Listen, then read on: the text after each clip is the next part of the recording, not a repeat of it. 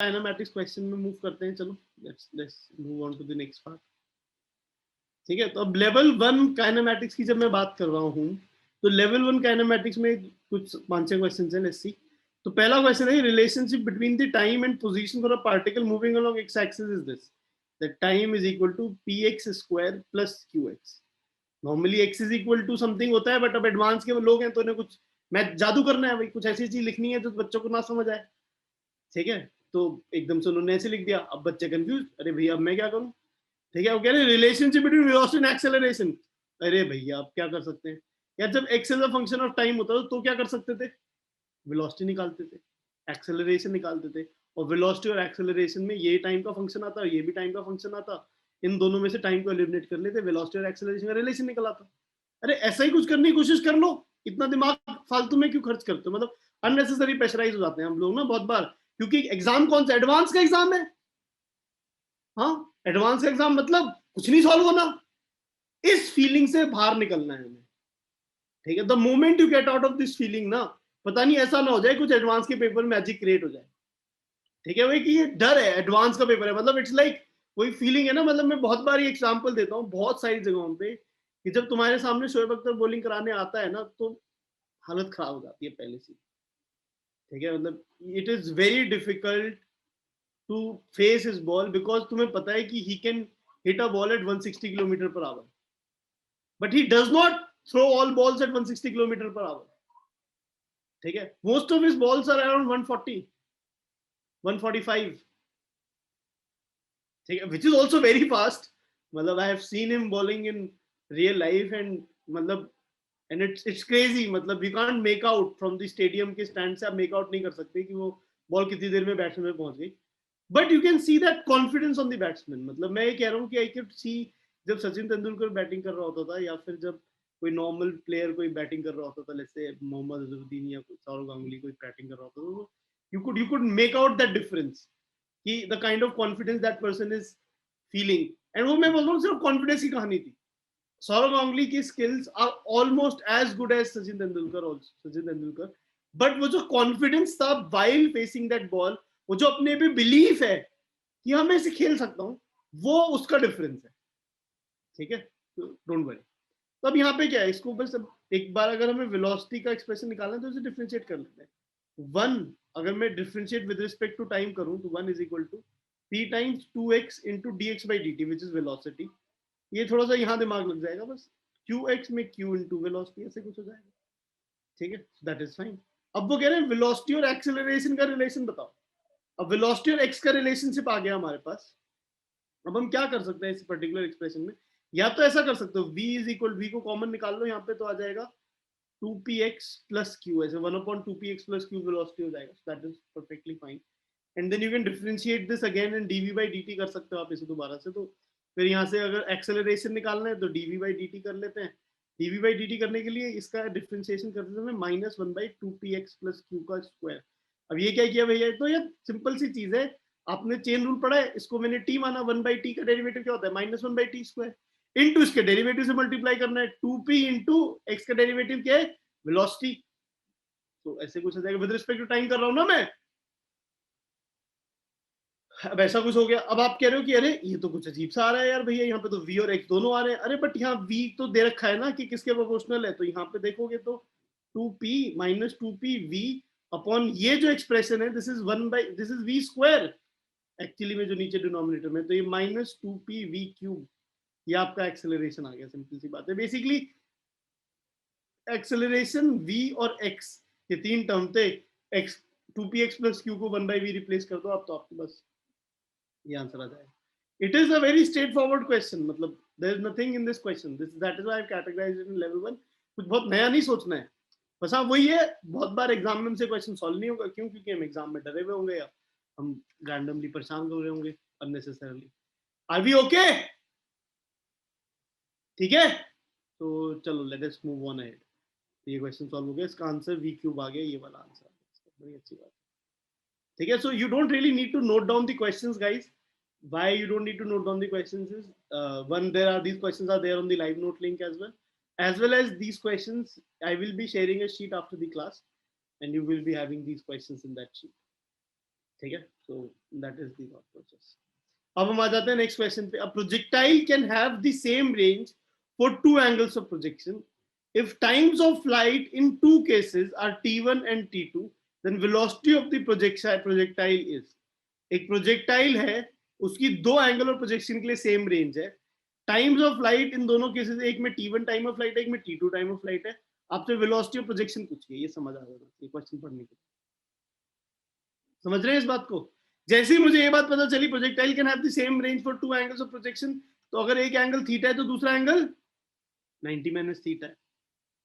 एक टाइम है अगर जो t1 है तो वो 2u sin थीटा बाई जी है, तो दूसरा जो t2 है वो पक्की बात है कि 2u cos थीटा बाई जी है. ठीक है, तो बिल्कुल ये वाली बात भी एक्सप्लोर्ड हो गई, ये वाली बात भी एक्सप्लॉइट हो गई. अब वेलोसिटी ऑफ प्रोजेक्शन पूछा हुआ है जिन्होंने.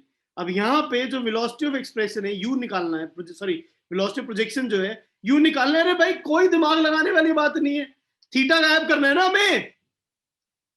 We have to get rid of the theta. ठीक है, तो बहुत सिंपल सी कहानी है that we have to get rid of theta here. And how do I get rid of theta here? I just simply take square of both these expressions and then करेंगे तो वो तो 4u square by g square is equal to t1 square plus t2 square. And that's it. यहाँ से u की value आ जाएगी हमारे पास simply. I think this would be the value of u in this case. बहुत आसान. ठीक है ना? ठीक है, सारे ऑप्शन देख लेते हैं. ये भी, ये t1 square plus t2 square half g में स्क्वायर रूट आना चाहिए. बिल्कुल ये भी नहीं होगा, ये भी नहीं होगा, ये भी नहीं होगा. You should be able to see that. So eventually ये हमारे पास एक्सप्रेशन सॉल्व हो. Are we able to understand this guys? ठीक है, नेक्स्ट क्वेश्चन पे मूव करते हैं.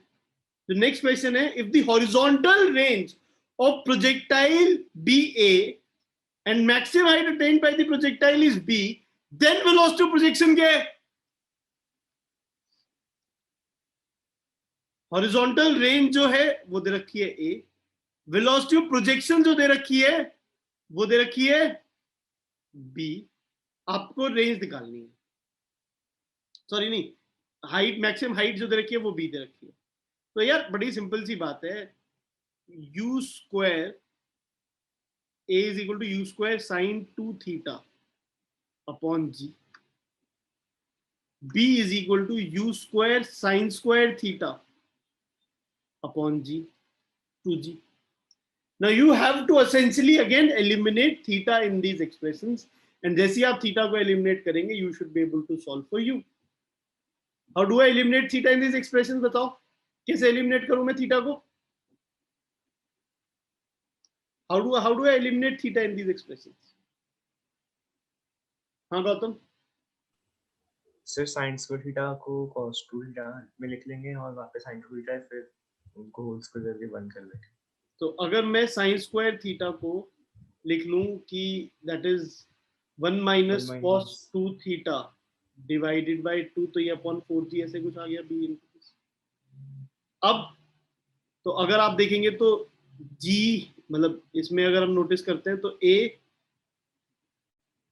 g upon u square is sin 2 theta and 4bg, and अगर यहाँ बगल से देखते हैं 4bg upon u square 1 minus this is equal to cos 2 theta, and then you can square them up and add them up and then subtract कर सकते हैं, वहां से एक्सप्रेशन सॉल्व हम कर सकते हैं u के लिए. Are we able to understand this? Is there anything better that we can do in this case? A square g square upon u4 plus 1 minus 4bg upon u square का whole square is equal to 1. ऐसा कुछ आ रहा है. Seems a lot of effort for that matter.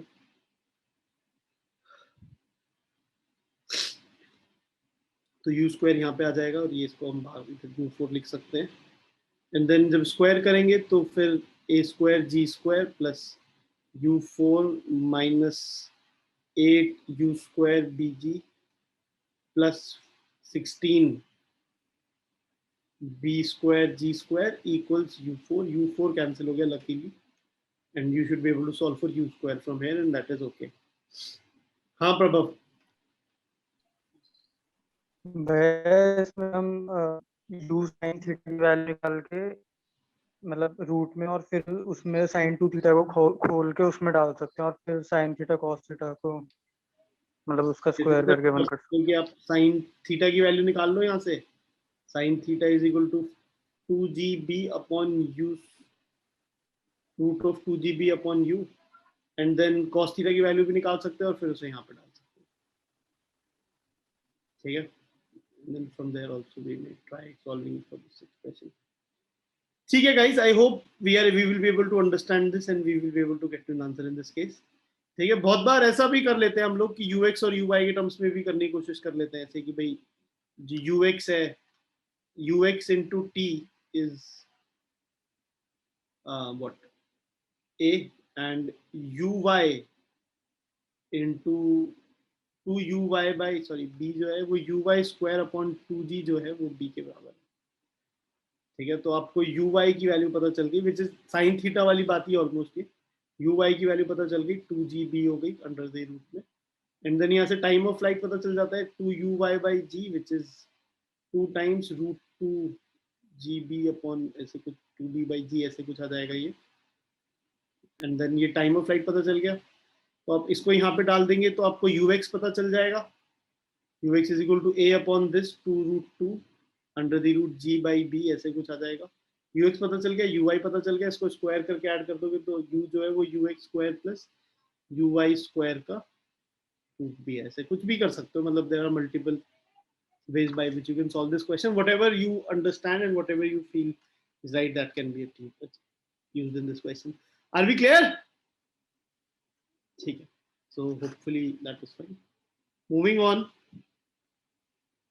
another problem, which is there is a swimmer who can swim at a speed v naught.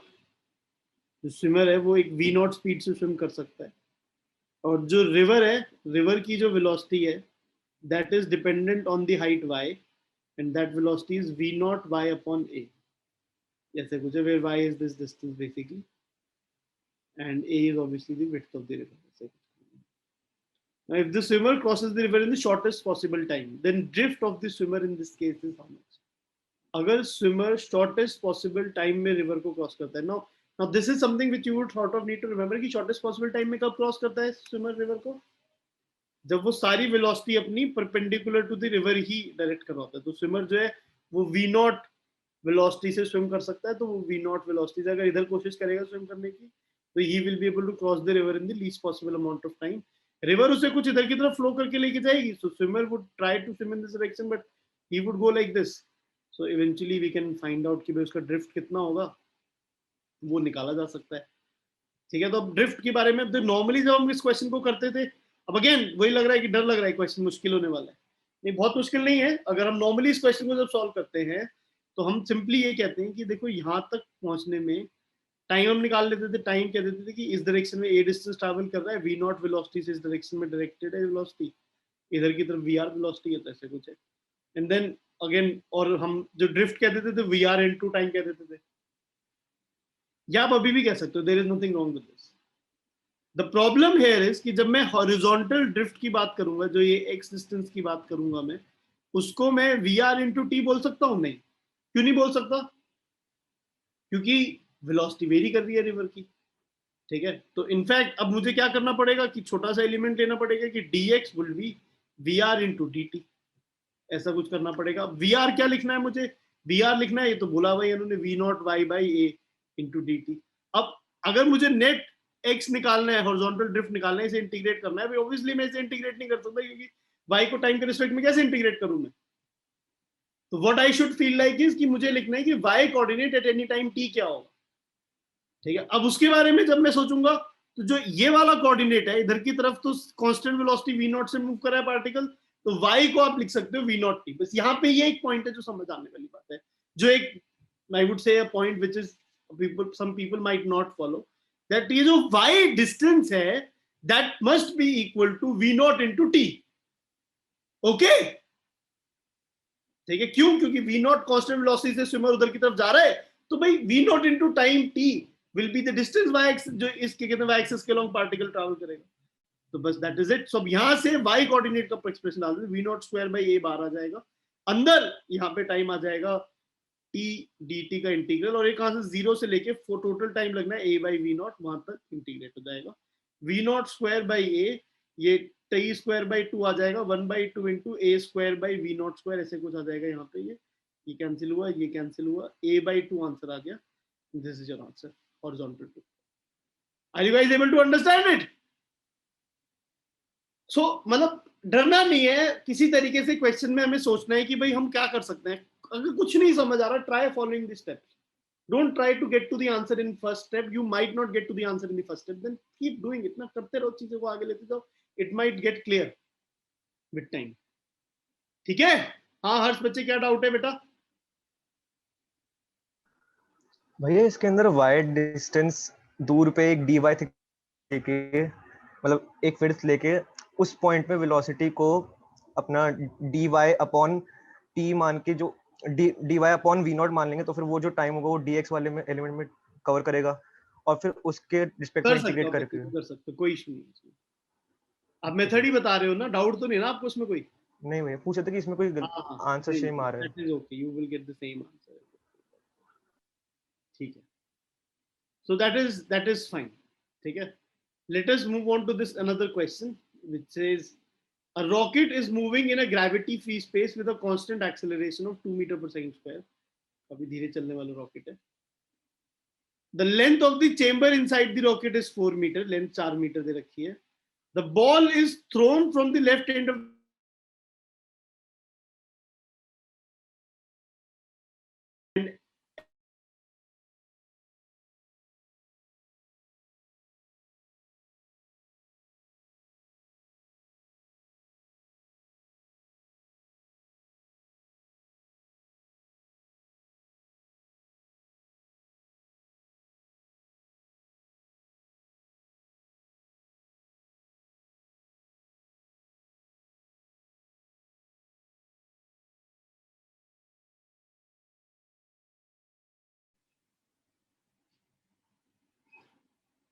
So now in this particular question, the time in the second when the balls hit each other, मतलब ऐसे तो मैं इस question को नहीं कराना चाहता था, but this was asked in an IIT का exam, so I was thinking चलो इसे भी कर लेते हैं, ऐसे भी क्वेश्चंस होते हैं.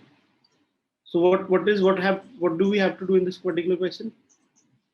क्या करना होगा? Now we can imagine this whole scenario with respect to the rocket. Can we? पहली बात तो with respect to the rocket कर लेते हैं, और 0.3 और 0.2 पे चल रहा है, 0.5 metre per second velocity approach आ गई, and that divided by 4 meters will be the 4 metre divide by that 0.5 metre, 8 second time हो जाएगा. ये कर सकते हो, पर गलत हो जाएगा क्योंकि रॉकेट एक्सेलरेटेड भी है, तो उसको एक्सेलरेशन तो आपको कंसीडर करना पड़ेगा.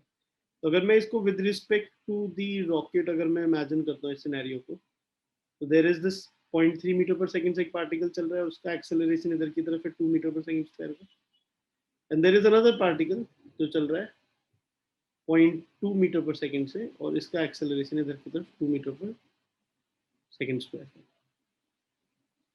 I think that is what we can understand. ये velocities anyways, कौन सी वाली velocities रखी थी? We were anyways given the velocities when they would be with respect to the rocket. Yes, so that is basically the idea. And then again, if you would imagine that, let's say this moves x distance to 0.3t minus 2t square is x, this would be moving 4 minus x would be 0.2t, sorry, minus half into this, plus half into 2t square.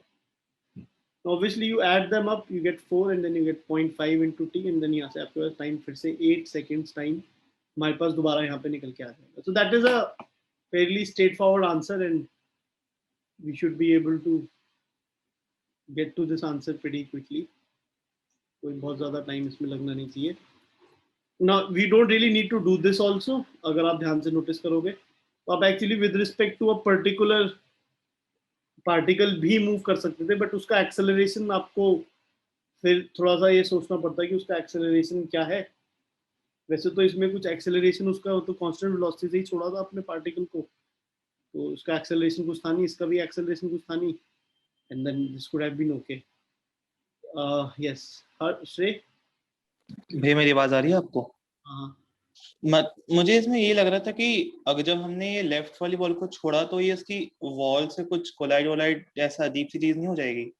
Yes that is something which we should be worrying about, कि ये जो अगर हम इसे छोड़ेंगे left से तो ये वॉल से कोलाइड करेगा नहीं करेगा जी। तो उसे कैसे देखा हमने कि वो नहीं कर रहा है?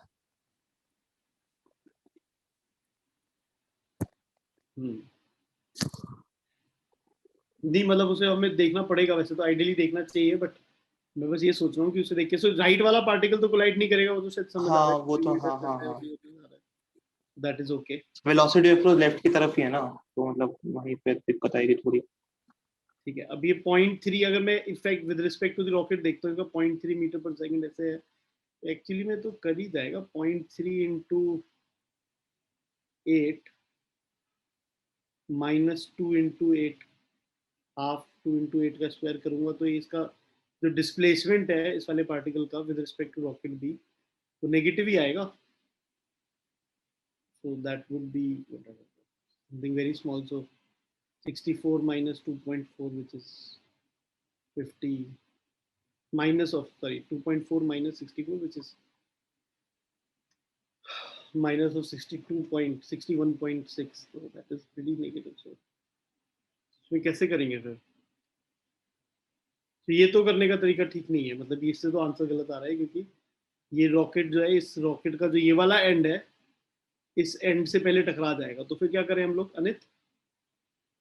भैया मैंने ये सोच लिया कि 0.2 मीटर पर सेकंड से जो जा रहा है पार्टिकल, उसके दूसरी बॉल पे पहुंचने से पहले 0.3 वाला जो है वो वापस आ जाता है, तो मैंने अज्यूम कर लिया कि 0.3 वाला हिला ही नहीं, तो 0.2 मीटर पर सेकंड वाला जो जा रहा है वो 4 मीटर कितने में कवर कर लेगा, विच इज अबाउट 20 सेकंड्स। मैंने अज्यूम कर लिया कि 0.3 वाला कोलाइड करके रुक जाता है। 0.3 वाला कोलाइड करके वॉल से कोलाइड करके वो स्टिक हो जाता है उस पे, मैंने वॉल अज्यूम से कर लिया। कोलाइड करके स्टिक हो जाता है, ऐसा कोई गिवन तो है नहीं ना? गिवन नहीं है। So I think I am missing something in this question. ठीक है, इसको भी एक सेकंड के लिए let it be, I will just figure that out कि इसका एग्जैक्ट क्वेश्चन क्या था जेई में, फिर मैं फिगर आउट करके बताता हूँ क्या होगा। ठीक है, let it be for now. So let's move on to another problem, which is this. There is a particle P which is sliding down a frictional hemispherical bowl. एक hemispherical bowl है, ठीक है। अब उस एक पार्टिकल को हमने यहाँ से छोड़ा, it passes the point A at t equal to 0. t equal to 0 पे A पर पॉइंट को पास करता है। At this instant, the horizontal component of its velocity is v. So अगर supposedly ये vp से आपने छोड़ा है तो vp का horizontal component vp cos alpha is equal to v, ठीक है। अब bead q of the same mass as p, एक bead q है, उसको इधर की तरफ हमने v velocity is ejected from A at t equal to 0 along the horizontal string AB along the speed AB. So यहाँ से अब देखो बेसिक पॉइंट क्या है कि एक पार्टिकल है जो VP से हमने छोड़ा है यहाँ पे, और एक पार्टिकल V से यहाँ छोड़ा है। V और VP में एक रिलेशन है कि VP का हॉरिजॉन्टल कंपोनेंट V के बराबर है, that is what we have. Now friction तो कहीं पे भी नहीं है, TP और TQ दो टाइम दे रखे हैं हम लोगों को to reach the point B, ठीक है। एक तो P वाला पार्टिकल जो नीचे से होके जा रहा है और Q वाला पार्टिकल जो सामने सामने जा रहा है। Now in this question we are trying to say कि भाई जो time taken by the particle P and the time taken by the particle Q है in reaching B, उसको हम relate करना चाहते हैं। Now बड़ी obvious सी feeling तो यही है कि time taken by Q particle should be less, feeling wise सोचा जाए, क्यों? क्योंकि वो कम डिस्टेंस ट्रैवल कर रहा है, वो सीधे जा रहा है, तो उसकी फीलिंग तो हमारे को यही आती है कि जो Q पार्टिकल, हाँ जो मतलब Q पार्टिकल है वो सीधे A से B तक डायरेक्टली जा रहा है और P पार्टिकल घूम के जा रहा है। तो ऐसे क्वेश्चनों में ना बड़ी ऑब्वियस सी फीलिंग आ रही हो ना, तो you should try to question that feeling at some level, because examiner कुछ तो पूछना चाह रहा है ना हमसे यहाँ पे। Now examiner can be stupid and they might not want to ask anything from us, but there is something that they are trying to ask, मतलब should be it is a very obvious question then, ठीक है। अब हम इसको थोड़ा सा mathematically निकालने की कोशिश करते हैं। जब मैथमेटिकली निकालने की कोशिश करते हैं या सोचते हैं इसके बारे में, तो देखो ये बात समझ आएगी कि हॉरिजॉन्टली तो दोनों को सेम डिस्टेंस ट्रैवल करना है। इसकी हॉरिजॉन्टल वेलोसिटी v है, इसकी p की इनिशियली हॉरिजॉन्टल वेलोसिटी v थी। अब जब जैसे जैसे ये नीचे आता जाएगा उसकी काइनेटिक एनर्जी बढ़ती चली जाएगी, क्योंकि जीपी में लॉस हो रहा है, तो उसकी जो वेलोसिटी है वो बढ़ती चली जाएगी। ठीक है, इंटरेस्टिंग बात है, वेलोसिटी बढ़ रही है, उसका एंगल भी कम हो रहा है। तो ये जो हॉरिजॉन्टल कंपोनेंट ऑफ वेलोसिटी है, तो VP horizontal is greater than v most of the times. फिर वो कम भी होगी, बट इवेंचुअली यहां आते आते भी फाइनली जो इनिशियल वाली वेलोसिटी थी उसी वेलोसिटी से यहां पहुंचेगा, क्योंकि जीपी में लॉस जीरो चुका होगा, तो उसका हॉरिजॉन्टल कंपोनेंट वी होगा। तो for the most of the part जो यहां वाला पार्ट है, उसका हॉरिजॉन्टल कंपोनेंट ऑफ वेलोसिटी है पी का, that would be greater than v, which would basically mean अगर हॉरिजॉन्टल डिस्टेंस सेम है जो उन्हें ट्रैवल करना है, जो q पार्टिकल है v से कर रहा है, p particle is travelling horizontally with a speed greater than v, obviously the time taken it by p will be less than the time taken by q. Okay, and if that is happening, so this is basically your answer. तो बड़ा unique सा question है, मतलब popular सा question है। I don't know, हमने पहले कभी डिस्कस किया नहीं किया, I don't remember that exactly, but हाँ मतलब दिस शुड बी फाइन, मतलब ऑब्वियसली स्टेटमेंट। ठीक है, so hopefully we can understand this, and this was basically about the level 1 questions here in kinematics. Mukund, do you want to ask something? Hello भैया। हाँ जी बेटा। हाँ भैया, जो पिछला वाला था उसमें, लेकिन अब जैसे उन्होंने ग्रेविटी फ्री स्पेस लिख रखा है, तो फिर वो वाली चीज तो मान सकते हैं ना कि बॉल आके वहीं पे चिपक गई एक तरीके से। ग्रेविटी फ्री स्पेस लिखा हुआ है, तो वहां से ये कैसे मान रहे हो कि बॉल चिपक गई? नहीं मतलब रुक गई वहां पे, मतलब हटेगी नहीं वहां से उस तरीके से। नहीं नहीं, ग्रेविटी फ्री स्पेस में इनइलास्टिक कोलिजन होते हैं, ऐसा कुछ रूल है कोई? नहीं नहीं, कोलिजन वाली चीज से तो नहीं। हाँ बट पकने की बात तो कोलिजन की बात है ना। हाँ हाँ ठीक है भैया। हर्ष,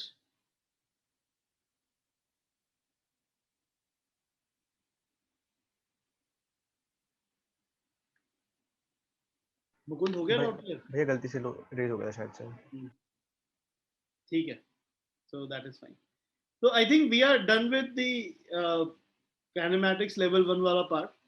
Let's great. Let us move on.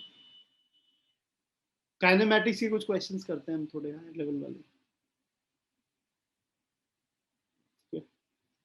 So we are saying that a staircase contains 3 steps having height 10 centimeter each and being 20 centimeter wide.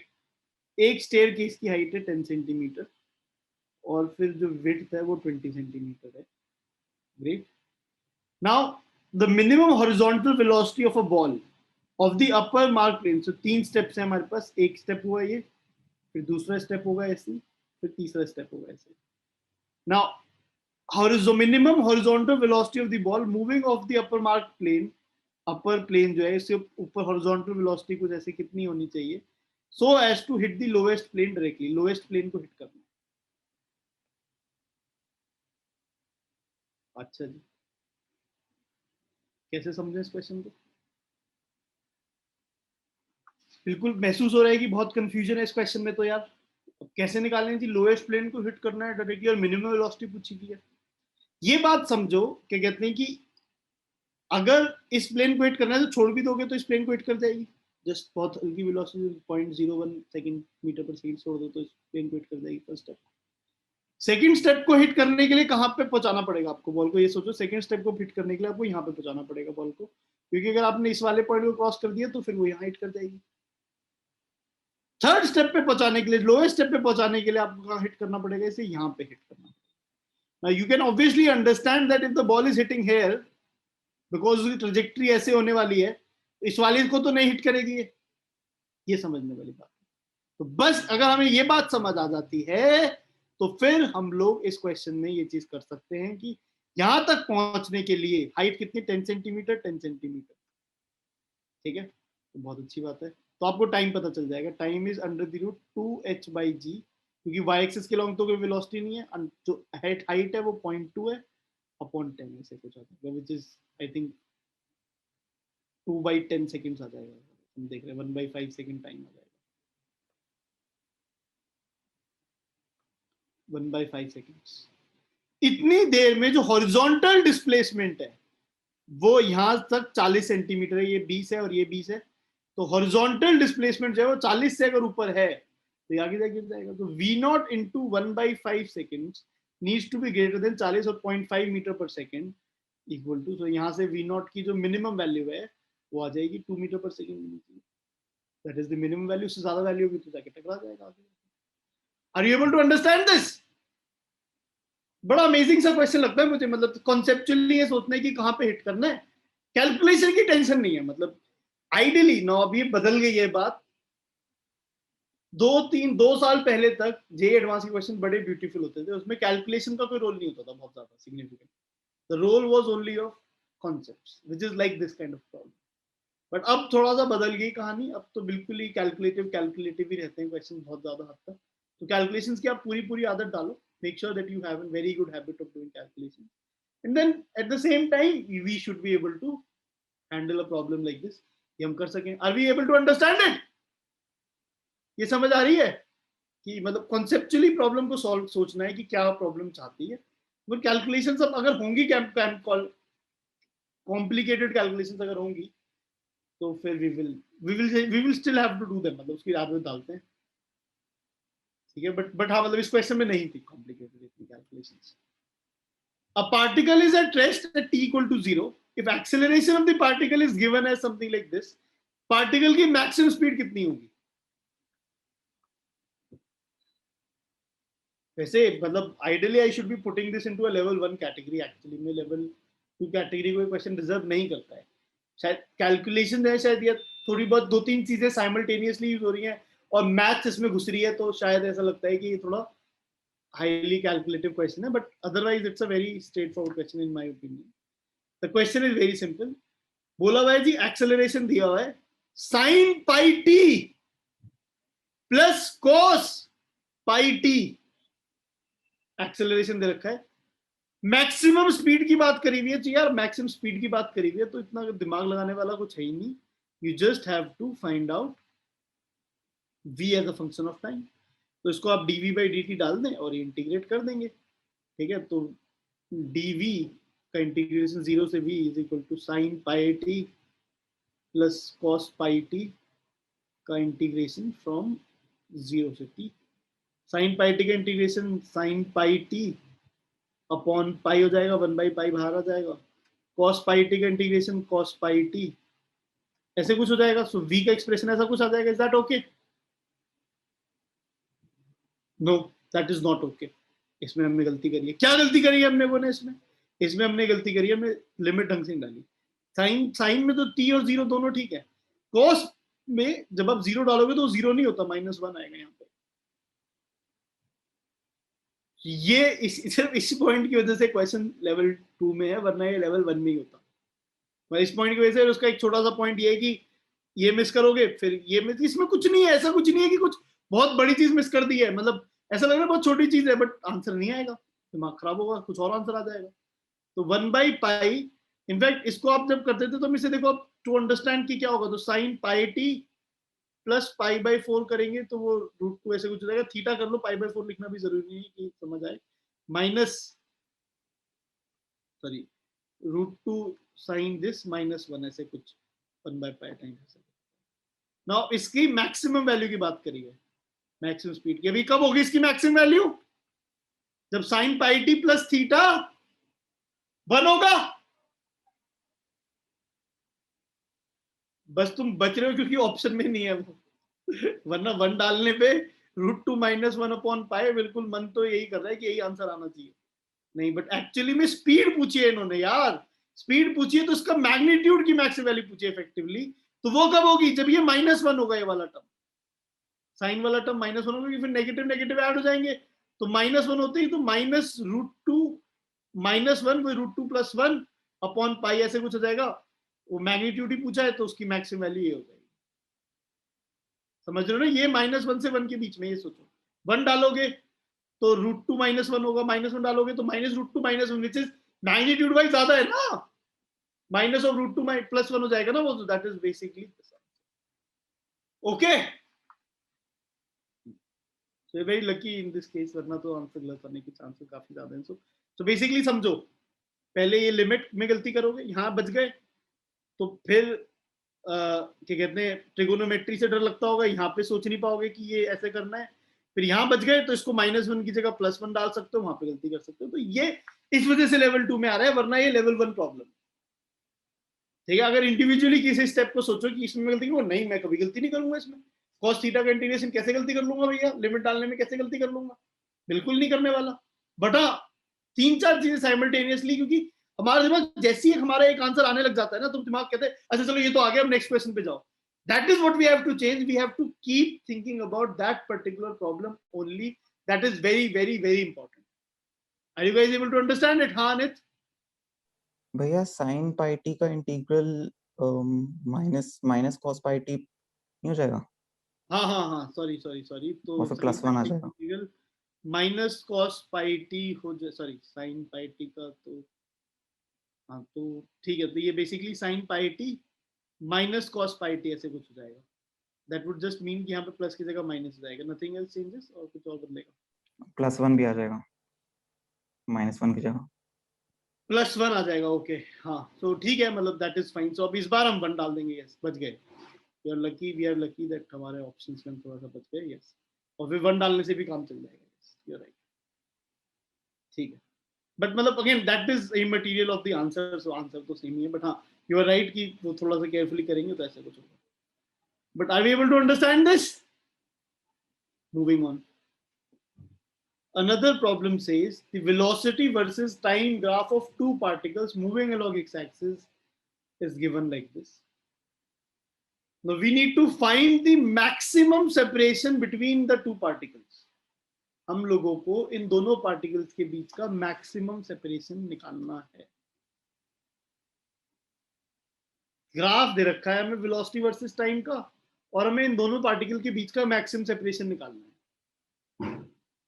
अच्छा जी, अब कैसे सोचें हम लोग मैक्सिमम सेपरेशन और ग्राफ से? How can be relate things? समझ नहीं आएगा एग्जाम में.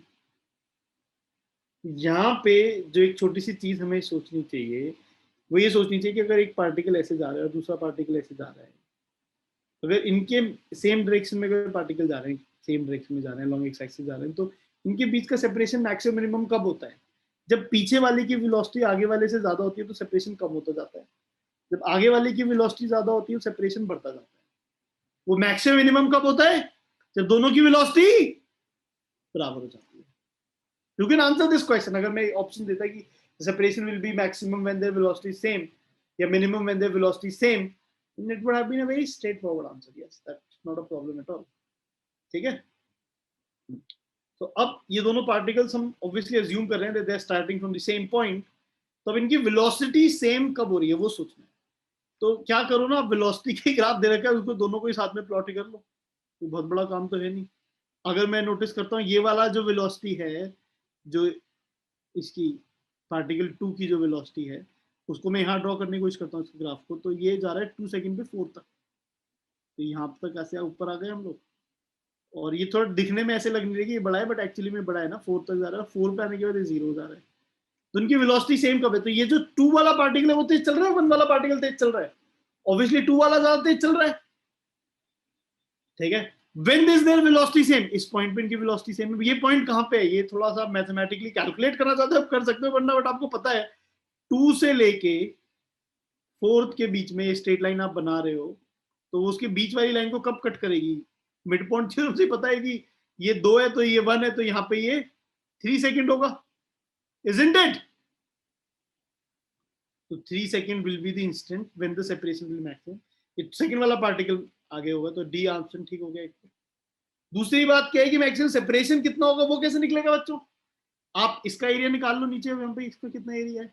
आप सिमिलरली ऊपर वाले का एरिया निकाल लो, यहाँ तक कितना एरिया है. तो वो जब एरिया आप निकाल लोगे तो पता चल जाएगा. तो डिस्प्लेसमेंट ऑफ पार्टिकल 1 जब देखेंगे तो एक ट्रेपीजियम है, तो ट्रेपीजियम में सम ऑफ पैरेलल साइड्स. जब डिस्प्लेसमेंट पार्टिकल 1 देखेंगे तो ये वाला एरिया देखना है. इसमें सम of parallel side is 1 + 3 into half into height. कितनी है? 2. तो दैट इज 4 मीटर्स. अगर हम डिस्प्लेसमेंट ऑफ पार्टिकल 1 देखते हैं अगर मैं पार्टिकल 2 का डिस्प्लेसमेंट देखूंगा इस इंस्टेंट तक, तो वो क्या होगा, ये वाला पार्टिकल का डिस्प्लेसमेंट देखना है मुझे। ये वाला पार्टिकल का डिस्प्लेसमेंट देखते समय मेरा S2 जो मैं निकालूंगा वो हो जाएगा, S2 जब मैं निकालूंगा तो वो हो जाएगा half. Again, so this is which shape of diagram is this? This is the trapezium, no? तो इसमें दो पार्ट में निकाल लेता हूँ मैं। एक पार्ट ये वाला निकाल लेता हूँ, लेफ्ट वाला हाफ बेस इंटू 8 2 इंटू 4 प्लस राइट वाला पार्ट के लिए half 1 into sum of parallel side 4 plus 2, ऐसे कुछ। So that is 4 plus 3 which is 7 meters। तो जो इनका बैक्सियल सेपरेशन हो गया वही हो गया। इस पॉइंट के बाद जो सेकंड वाला पार्टिकल है वो स्लो हो गया होगा फर्स्ट वाले पार्टिकल से, तो इस स्टील पेन के बीच का सेपरेशन 7 मीटर है, ये और स्लो हो जाएगा, ये तेजी से कवर कर रहा होगा। तो थोड़ी देर बाद ऑब्वियसली 4 सेकंड पे आने के बाद जब दोनों रेस्ट पे आ रहे हैं तो इनके बीच का कुछ सेपरेशन होगा या नहीं होगा वो फिगर आउट कर लेंगे। ठीक है, हाँ हर्ष क्या डाउट है? भैया सेपरेशन तो 3 मीटर होगा ना? हाँ, maximum separation is 3 metre, yes. 7 sorry separation 3 metre होगा, you are right, sorry separation 3 metre होगा। बेसिकली क्या होगा कि एक 0 से 4 गया होगा और एक 0 से 7 गया होगा, तो सेपरेशन 3 मीटर हुआ होगा। इसके बाद सेपरेशन और कम होगा, that is what we can understand. ठीक है, ओके, समझ आई बात? तो इस क्वेश्चन में मुश्किल क्या है, समझ आ रहा है? वो पॉइंट समझ आ रहा है, जो स्पेसिफिक पॉइंट है जो हमें पकड़ना है, क्योंकि इनकी वेलोसिटी जब सेम होगी तब सेपरेशन मिनिमम होगा या मैक्सिमम होगा। ऐसी ऐसी कुछ कहानी हो सकती है। So that is, I hope we can understand that. Let us move on to the next problem. A particle of mass m moves on the x-axis as follows: that it starts from rest at t equal to 0, from the point x equal to 0, and comes to rest at t equal to 1 at the point x equal to 1. No other information is available about its motion at intermediate times.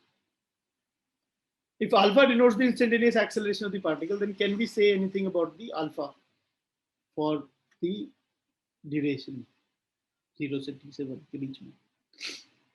तो हमें ये पता है कि एक particle जो है वो 0 से अपना मोशन स्टार्ट कर रहा है, मतलब सॉरी स्पीड उसकी 0 है, और फाइनली इसकी स्पीड फिर से 0 है। रेस्ट पे था यहाँ पे और यहाँ पे भी रेस्ट पे है। डिस्टेंस ट्रैवल किया उसने 1 मीटर ओवरऑल, तो बीच में वो कुछ स्पीड अप हुआ होगा और फिर वो कुछ स्लो डाउन हुआ होगा जिससे वो राइट पे पहुंचे।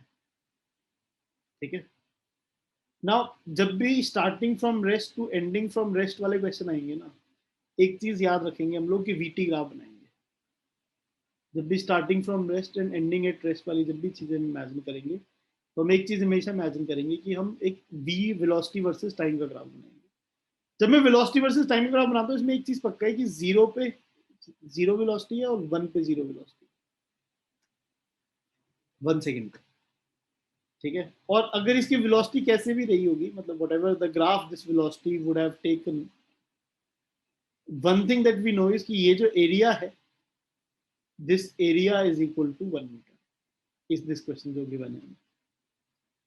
ओके, जनरली ऐसा होता है ना, एक ट्रेन एक स्टेशन से चल रही है दूसरे स्टेशन में जाके रेस्ट पे आती है, तो मतलब ऐसा कुछ गिवन होता है, तो वो वाली फीलिंग है हमें, तो उसमें भी ऐसे ही करते हैं।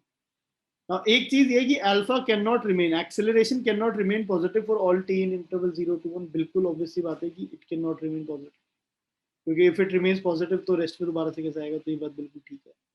Alpha can not exceed 2 at any point on its path. Path में किसी पॉइंट पे 2 को एक्सीड नहीं करना एक्सेलरेशन को। तो ये बारे में अगर हम सोचें तो मतलब देखो, अगर वो कांस्टेंट एक्सेलरेशन से जाता और कांस्टेंट डिसेलरेशन से जाता, अगर वो ऐसा कुछ केस होता, लेट अस इमेजिन ऐसा कुछ केस होता कि वो कांस्टेंट एक्सेलरेशन से जाता और कांस्टेंट एक्सेलरेशन से ही वापस आता, if we would have imagined that, now this is sometimes helpful, तो इन दैट केस अगर ये इसका एक्सेलरेशन अल्फा होता तो ये वाला जो डिस्टेंस हो जाता, अगर हम नोटिस करेंगे तो ये पीक वैल्यू ऑफ वेलोसिटी मान लेते हैं एक सेकंड, वी नॉट, तो अल्फा से जा रहा है और अल्फा से रिटार्ड कर रहा है, तो वी नॉट बाई अल्फा ये टाइम हो जाता हमारा, मतलब एक्चुअली में हाफ सेकंड ही आ जाता, मतलब आइडियल सिनेरियो है ना, मतलब हाफ सेकंड ही आ जाता। दोनों टाइम। और उसके बाद मैं ये इमेजिन कर सकता था कि जो मेरा डिस्प्लेसमेंट है ओवरऑल वो 1 मीटर है, तो अगर ये हाफ सेकंड है और ये हाफ सेकंड है, तो अगर यहाँ एक्सेलरेशन अल्फा है तो ये जो पीक वैल्यू जाता है वो अल्फा इंटू 1/2 जाता है ना, v is equal to u plus at होता है। वहां से मैं इमेजिन कर लेता, या स्लोप से देख लेते हो, अल्फा स्लोप है तो वो v नॉट अपॉन हाफ ऐसे कुछ देख लेता हूँ मैं, तो वो 2 v नॉट ऐसे कुछ हो रही है। यस, तो अल्फा की वैल्यू आ रही है, तो v नॉट की वैल्यू आ रही है alpha into 1/2, alpha by 2, so that's okay. Half alpha by 2 into time 1 second is equal to 1 metre. तो यहाँ से अल्फा की वैल्यू आ गई 4 मीटर पर सेकेंड स्क्वायर। तो अगर कांस्टेंट एक्सेलरेशन से भी जा रहा है तो इसका जो स्लोप है वो 4 मीटर पर सेकेंड स्क्वायर है, और इसका स्लोप जो है वो 4 मीटर पर सेकेंड स्क्वायर, ऐसी कुछ सिचुएशन। तो अल्फा कैन नॉट एक्सीड 2, ये तो गलत हो गया।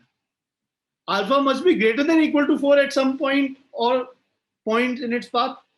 ना ग्रेटर देन इक्वल टू 4, इसके बारे में क्या आर्ग्यूमेंट दिया जा सकता है? इसके बारे में आर्ग्यूमेंट दिया जा सकता है क्या मैं एट अ लेसर स्लोप जा सकता हूँ, यहाँ पे जा सकता हूँ और आ भी सकता हूँ लेसर स्लोप पे, बट फिर 1 मीटर डिस्टेंस ट्रैवल नहीं होगा, 1 मीटर डिस्टेंस ट्रैवल नहीं होगा। ऐसा कर लेता हूँ कि मैं लेसर स्लोप से थोड़े लंबे टाइम तक चले जाता हूँ, चले जाओ, कोई प्रॉब्लम नहीं है, दैट इज परफेक्टली फाइन। इसका एरिया भी 1 ही आने वाला है अगर इसका एरिया 1 है तो। बट यहाँ पे इसकी स्लोप तो पक्का से 4 से कम हो गई, बट इसकी जो स्लोप है वो तो 4 से ज्यादा होगी ना, मतलब मॉड ऑफ दैट स्लोप, क्योंकि डिसेलरेट ज्यादा तेजी से करना पड़ेगा। अगर आप हाफ सेकंड से ज्यादा जल्दी आप क्या कहते हैं कुछ पीक वैल्यू वेलोसिटी लेट में अचीव करते हो तो आपको जल्दी डिसेलरेट करना पड़ेगा। तो what we can sort of imagine is that in this case this is correct, मतलब क्यों? क्योंकि there must be a situation where alpha is greater, acceleration is greater than equal to 4 in this scenario. Now this is the complicated part of this question. जो C part है इसका answer करने के लिए the only possibility for us to imagine this is कि भाई 4 से बड़ा होने के लिए 4 से बड़ा होना पड़ेगा, क्योंकि मिनिमम एक्सेलरेशन अगर कांस्टेंट एक्सेलरेशन से आएगा जाएगा तब वो मिनिमम एक्सेलरेशन आ रहा है, मतलब minimum as an minimum word is not a great word है, क्योंकि एक्सेलरेशन कैन बी ऐसा भी ग्राफ हो सकता था कि ये जो वेलोसिटी है वो कुछ ऐसे ग्रो करती और फिर ऐसे कुछ एकदम से मतलब डिप कर रही होती, कुछ ऐसा भी हो सकता था। ठीक है, तो जो ये कह रहे हैं alpha can not exceed 2 at any point in its path, ये तो मुझे कभी समझ ही नहीं आ रहा है क्यों, क्योंकि बहुत ज्यादा स्लोप हुई फिर ऑलमोस्ट फ्लैट हो गया कर्व एंड देन फिर वो 0 पे आ गया, सो that is always a possibility. तो एक्सेलरेशन की स्लोप मतलब इस वीटी कर्व की स्लोप इज नॉट व्हाट की है कि ये नहीं कह सकते इससे कम होनी चाहिए, हाँ इससे 4 से ज्यादा होना चाहिए, ये कुछ हमें बात समझ आ रही है कि 1 सेकंड में 1 मीटर डिस्टेंस कवर करने के लिए ऐसी कुछ कहानी है। Alpha must change sign during the motion, but no other assertion can be made with the following information. No other assertion can be made with the following information. अजीब सी बात है ना, नो अदर असर्शन का क्या मतलब है? ये assertion तो हमने सी वाला असर्शन तो बनाया ही है, तो कोई नहीं, ए और सी ये दो करेक्ट आंसर हो गए। Okay, yes, so I think we can understand this particular question. Let us look at this another problem.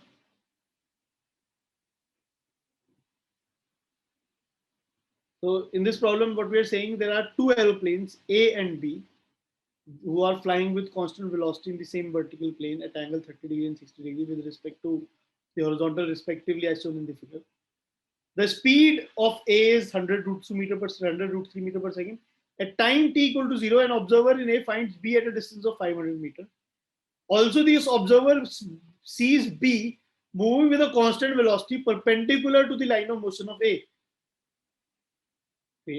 If at t equal to t naught, A just escapes being hit by B. If at t equal to t naught, A just escapes being hit by B, तो आपको t naught की value निकालनी है क्या है?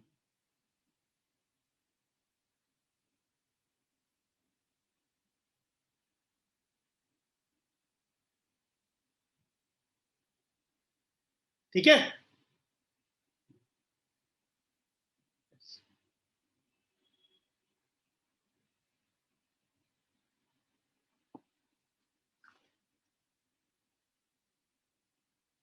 तो अब इस क्वेश्चन में जब हम देखेंगे तो क्या क्या से देखेंगे इस क्वेश्चन को?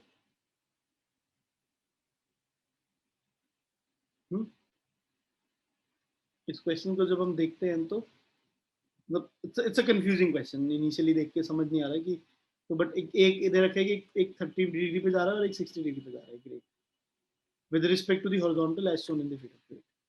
इसकी वेलोसिटी 100√3 मीटर पर सेकंड है। At t equal to 0 this finds at some distance, इसका तो भी कुछ नहीं कर सकते।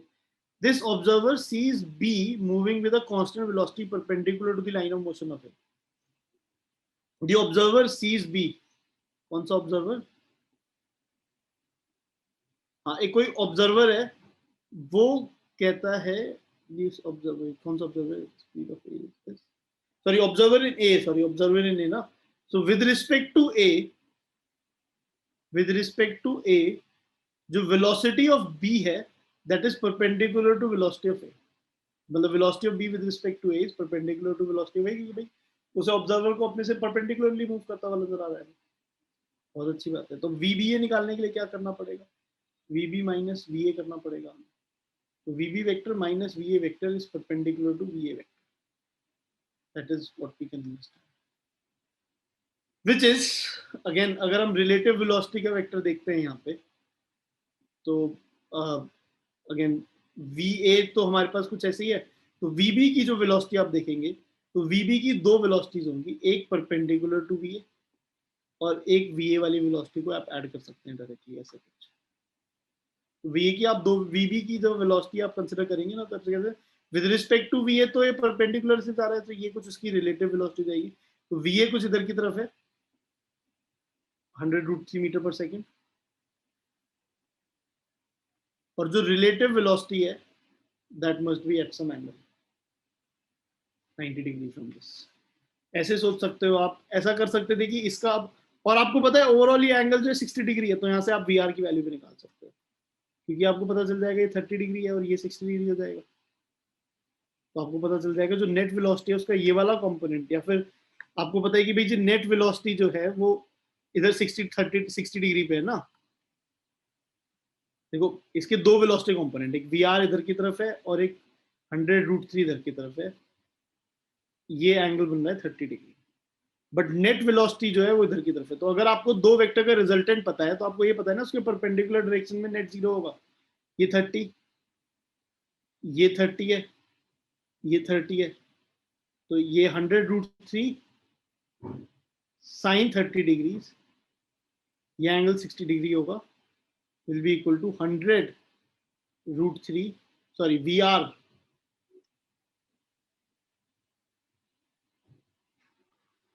sin 60 डिग्री, ऐसे कुछ आएगा, which would basically imply VR will be equal to 100√3 into sin 30 is 1/2 and sin 60 is √3/2, and then this would be cancel, so 100 metre per second आ जाएगा। तो जो इफेक्टिवली जो आपका दूसरा वाला प्लेन है, जो B वाला एरोप्लेन है, तो B वाले प्लेन के एरोप्लेन की दो वेलोसिटीज हो गई, एक तो 100√3 मीटर पर सेकेंड इधर की तरफ हो गई और एक इधर की तरफ 100 मीटर पर सेकेंड हो गई, इफेक्टिवली सेइंग कि इधर की तरफ इसकी 200 मीटर पर सेकेंड वेलोसिटी हो गई। ऐसे कुछ कर सकते हो आप। देखो इसको, देखो जरूरी नहीं है कि this is the only way to look at this particular question. We already knew that VB was in this direction making an angle 60 degree like this. तो अगर मैं VB vector minus VA vector करने की कोशिश करूं, तो VA vector किधर की तरफ है बच्चों? VA वेक्टर इधर की तरफ है। VA वेक्टर को सब्ट्रैक्ट करते हैं हम लोग, तो VA वेक्टर को उल्टा सब डायरेक्शन में माइनस VA इधर की तरफ हो जाएगा, which will be 100√3 metre per second in this direction. तो इन दोनों को ऐड करते हैं। तो रिलेटिव वेलोसिटी निकालने का क्या मतलब होता है? रिलेटिव वेलोसिटी निकालने का मतलब होता है कि VB minus plus minus VA, ऐसे कुछ करना होता है हमें, ठीक है। तो अब अगर उल्टा करके इसे ऐड करता हूं माइनस VA वेक्टर को इसमें, अब ये मुझे पता चल रहा है कि this resultant must be along this line. ये कौन सी लाइन है? Which is perpendicular to the VA line. ये हमें पता चल रहा है कि ये गिवन है कि relative velocity VB minus VA is perpendicular to the VA, तो ये 90 डिग्री एंगल है। ये ऑलरेडी मुझे पता है 30 है, ये 90, ये 60 पता चल गया, ठीक है। ये 60 है, ये 60 है, तो ये 60 पता चल जाएगा, ऐसे कुछ पता चल जाएगा। तो अगेन इन दोनों का रिजल्टेंट अगर इधर की तरफ है, तो आप क्या कह सकते हो, इसके परपेंडिकुलर डायरेक्शन में इसके परपेंडिकुलर डायरेक्शन में, हाँ इधर इस डायरेक्शन में अगेन नेट रिजल्टेंट 0 होना चाहिए, तो इधर 100√3 है, तो VB ये 30 डिग्री एंगल हो गया, VB cos 30 degree is equal to 100√3। यहाँ से हमें पता चल जाएगा कि VB की जो वैल्यू है √3/2, √3 कैंसिल हो जाएगा, 200 मीटर पर सेकंड हो जाएगी, so that is perfectly fine. समझ आ रही है बात? So this is one part of the question, you can do it by this method और बाय दिस मेथड, कि जो velocity of the aeroplane B है that is going to be 200 metres per second. ठीक है, अब आपको दोनों की वेलोसिटी पता चल गई। ठीक है, अगर आपको दोनों की वेलोसिटी पता चल गई तो एक प्लेन 100√3 मीटर पर सेकंड से ऐसे जा रहा है और जो दूसरा प्लेन है वो 200 मीटर पर सेकंड से ऐसे जा रहा है। Now at some instant initially अगर आपको दिख रहा है, at some instant initially A और B जो है इनके बीच का डिस्टेंस 500 मीटर है। Now, if A just escapes being hit by B, अगर A just escape करता है being hit by B, तो इसका मतलब B की जो वेलोसिटी है विद रिस्पेक्ट टू A, अगर आप इमेजिन करो एक सेकंड के लिए, विद रिस्पेक्ट टू A अगर आप इमेजिन करो तो B must be moving in this direction, A की तरफ ही मूव कर रहा होगा, ये बात पक्की है। हाँ, इनफैक्ट अगर आप सोचो इस बारे में तो VB माइनस VA हमने निकाल ही लिया इफेक्टिवली, 100 मीटर पर सेकंड है ये रिलेटिव वेलोसिटी। यहाँ पे देख लो, यहाँ से देख लो कि ये 100√3 ये तो कैंसिल हो गया था कंपोनेंट, तो इसका ये वाला component VB cos 60 degree which is 100 metre per second, ये वाला कंपोनेंट बचा होगा, दैट इज इट। ठीक है, तो इनके बीच का डिस्टेंस ये 500 मीटर डिस्टेंस है और इसकी वेलोसिटी 100 मीटर पर सेकंड है विद रिस्पेक्ट टू A। अगर आप देख रहे हो तो टाइम आफ्टर विच कितनी देर बाद वो स्केप करेगा वो निकालना है, तो टाइम तो निकल ही गया, 500 मीटर कवर करना है डिस्टेंस 100 मीटर पर सेकंड से, which is 5 सेकंड आंसर आ गया। ओके, बात समझ आई?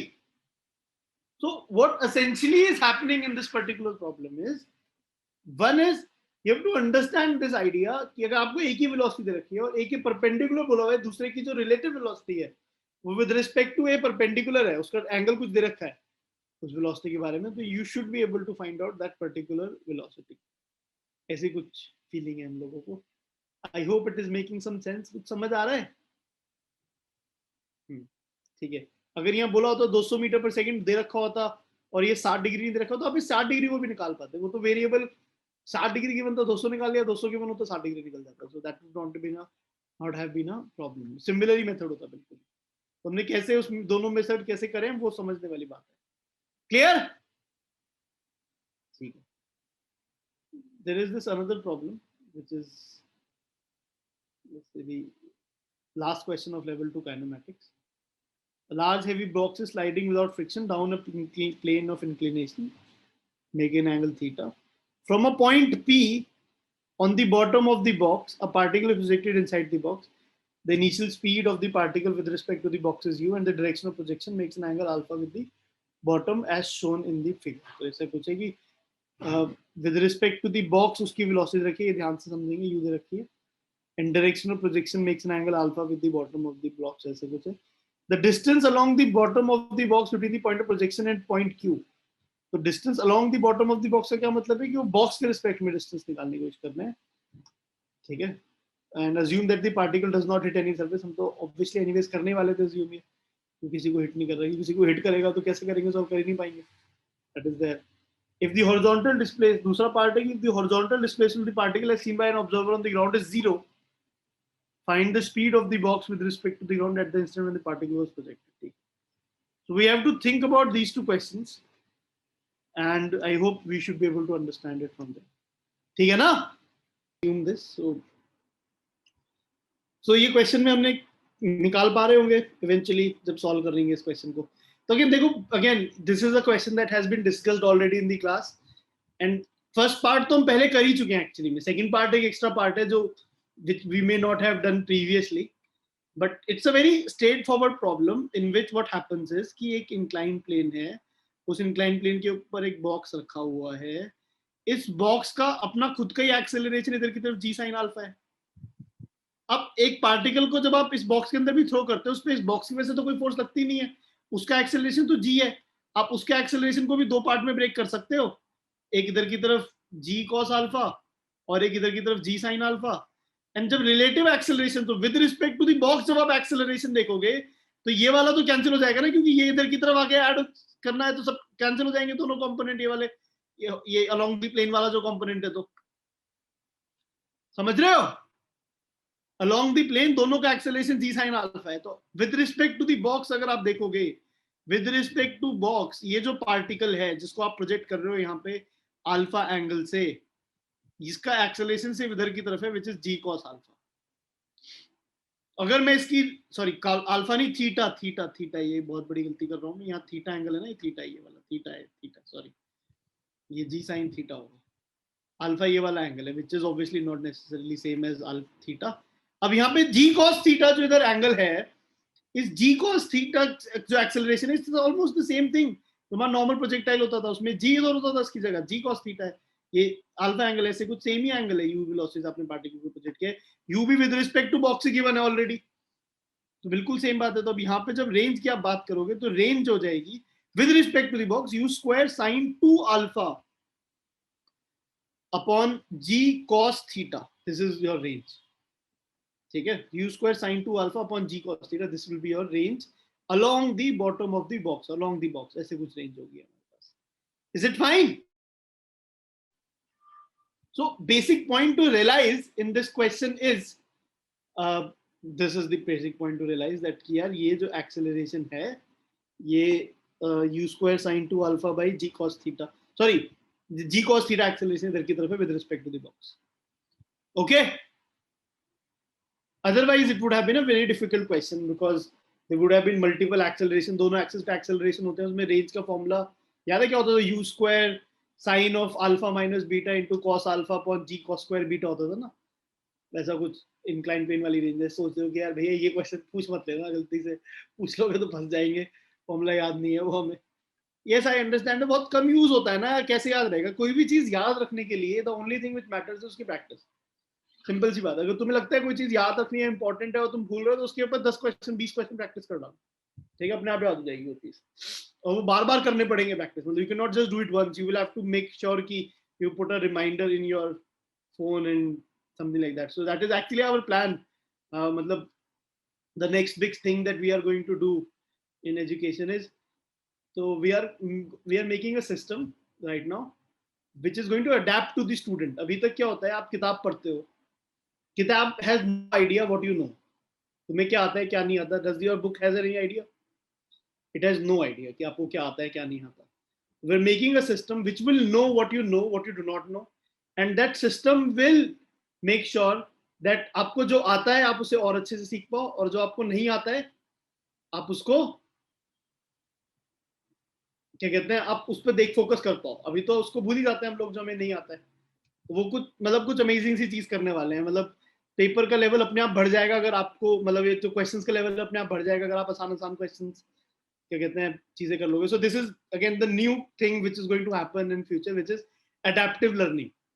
The learning is going to adapt as per you, rather than you adapting to our level, the level of education is going to adapt as per you. So that is going to be amazing. फिर ऐसे उस app में videos होंगी कि अच्छा तुम्हें इसमें doubt है तो इस पे क्लिक करो तो वो उस पर्टिकुलर सेक्शन ऑफ वीडियो पे ले जाएगा जो मैंने जहाँ पे वो कॉन्सेप्ट पढ़ाया होगा, लेक्चर नोट सफल करने की टेंशन ही खत्म। तो मतलब बहुत सारी चीजें ऐसे यूटिलाइज करी जा सकती हैं टेक्नोलॉजी से। दैट इज, तुम ये मत सोचो कि भैया हमें तो नहीं मिला, ठीक है तुम दोबारा रिपीट कर लेना, मिल जाएगा, ठीक है। so that is so much important to you, but हाँ मतलब this something like this doesn't exist, मतलब the idea is कि books have not evolved with time, मतलब किताबें आज से 100 साल पहले जैसी किताबें पढ़ी जाती थी अभी भी वैसी ही किताबें पढ़ी जाती हैं, ठीक है। books have not evolved with time, so they need to evolve, and I think this is the next step there, but चलो वो सेपरेट बात है, इस बारे में बात बाद में करेंगे। तो अभी हम कह रहे थे एक और क्वेश्चन था इसमें, if the horizontal displacement of the particle as seen by an observer on the ground is zero, ये क्या बकवास है, observer on the ground is saying कि पार्टिकल वर्टिकल प्रोजेक्ट हुआ है, एक्चुअली में अगर उसका displacement along the horizontal zero है तो एक्चुअली में particle effectively with respect to the ground vertically project हुआ है, ऐसे सोच सकते हो आप। तो वर्टिकल प्रोजेक्शन के लिए क्या कहानी है, तो यार with respect to ground. So again, this particle was projected inclined plane के respect में alpha angle पे projected था, ground के respect में alpha plus theta angle पे projected था. Sorry नहीं, again ये with respect to the box ये था. अब with respect to ground करेंगे तो box की velocity को add करना पड़ेगा. With respect to ground, with respect to box उसकी velocity u ऐसे है. इधर horizontal component u cos of alpha plus theta है. With respect to box बता रहा हूं मैं ये. और with respect, so u sin of alpha plus theta ये with respect to box का नहीं है. ये समझो, vertical component u sin alpha plus theta, horizontal component ये. अब हमसे बोला जा रहा है कि बॉक्स की कितनी वेलोसिटी हो. तो अगर विद रिस्पेक्ट टू ग्राउंड देखेंगे तो रिलेटिव वेलोसिटी अगर आपको पता होती है तो आप उसमें आपको कौन सी वेलोसिटी ऐड करनी होती है. अगर रिलेटिव वेलोसिटी पता होती है तो उसमें रेफरेंस की वेलोसिटी ऐड कर दो तो नेट वेलोसिटी आ जाती है. ऑलमोस्ट द फीलिंग यही होती है मेरे को तो यार कि अगर मैं जा रहा हूँ गाड़ी से 50 किलोमीटर पर आवर से और कोई मुझे 20 किलोमीटर पर आवर से ओवरटेक करता है, उसकी 70 किलोमीटर पर आवर वेलोसिटी है. तो मैंने उसकी नेट वेलोसिटी निकालने के लिए, एब्सोल्यूट वेलोसिटी निकालने के लिए क्या किया, अपनी वेलोसिटी ऐड कर दी ना, रिलेटिव वेलोसिटी में रेफरेंस की वेलोसिटी ऐड कर दी. That is the feeling that we have. बिल्कुल सिंपल सी बात है. रेफरेंस की जो वेलोसिटी है यहाँ पे मान लेते हैं ये v है, तो इधर की तरफ इसकी वेलोसिटी अगर v है सपोजिटली बॉक्स की, तो इसको ऐड करने का क्या मतलब है, इधर की तरफ v ऐड करना है. अब v इधर की तरफ ऐड करेंगे तो एंगल थीटा होगा, इधर v cos थीटा एक कंपोनेंट आएगा और एक v sin थीटा एक कंपोनेंट आएगा. Now if the particle has not displaced, if the particle की velocity is horizontal, तो इसमें क्या होगा, इस केस में ये हमें समझना है कि उसकी v horizontal has to be 0. v horizontal has to be 0 with respect to the ground obviously. तो v respect to ground ये वाली velocity है, तो u cos of alpha plus theta must be equal to v cos theta.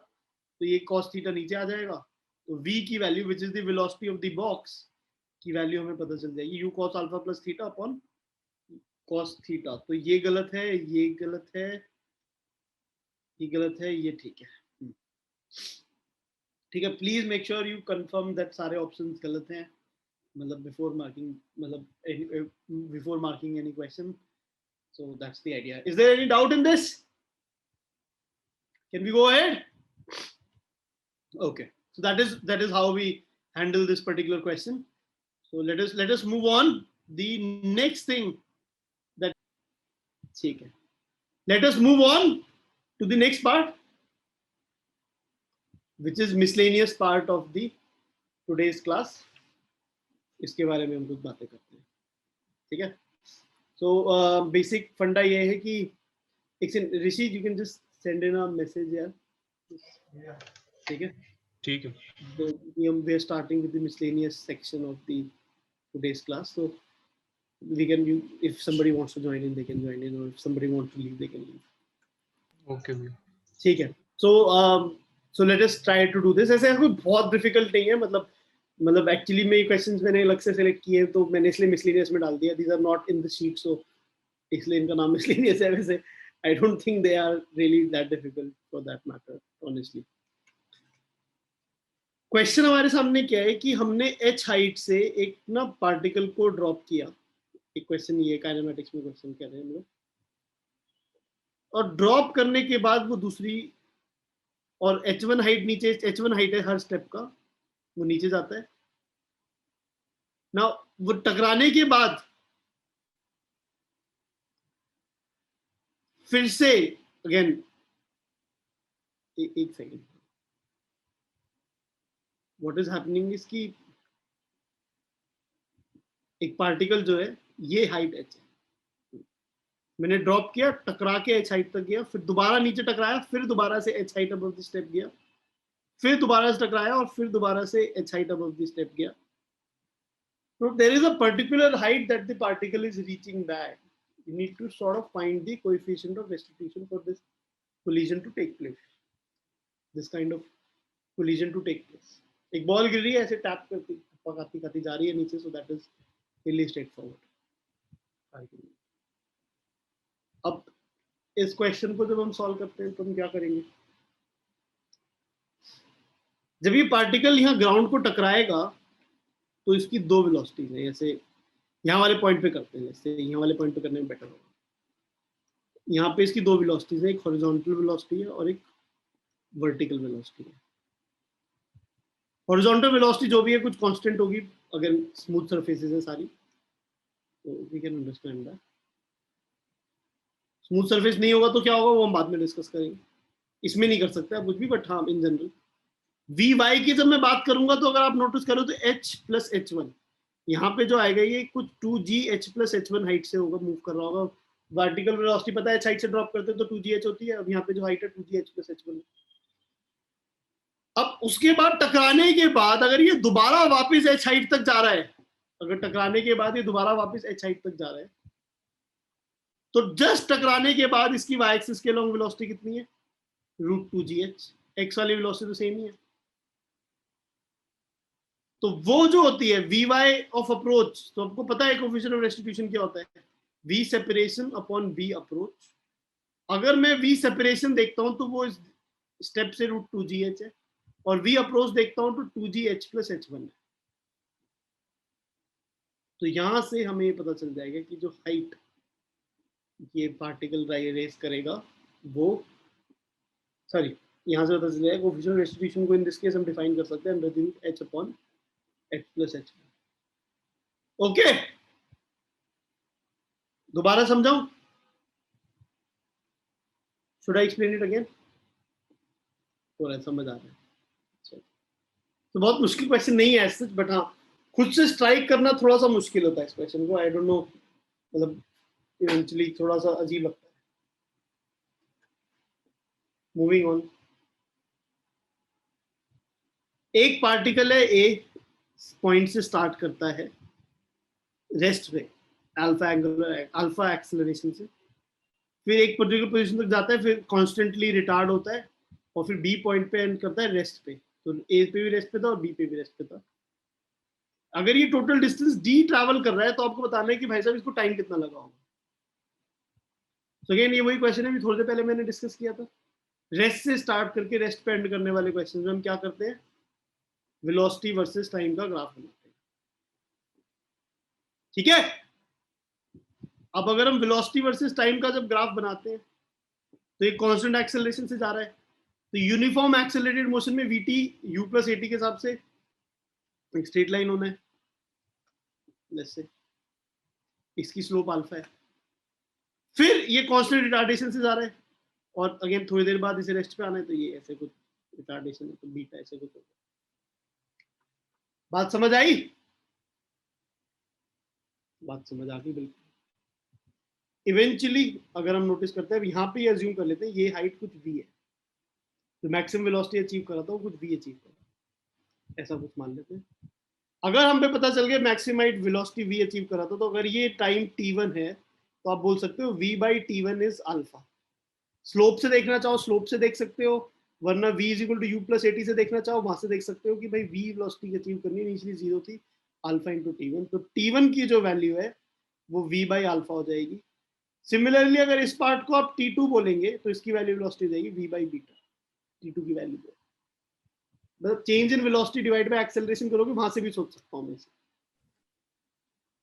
तो ये कुछ हम सोच सकते हैं। अगर आपको नहीं समझ आ रहा तो देखो फाइनल वेलोसिटी 0 है, v माइनस बीटा टी, ऐसे कुछ यहाँ से आपका t2 से यहाँ से t2 ऐसे में मैं v बाई अल्फा और v बाई बीटा मुझे एकदम से याद रहते हैं।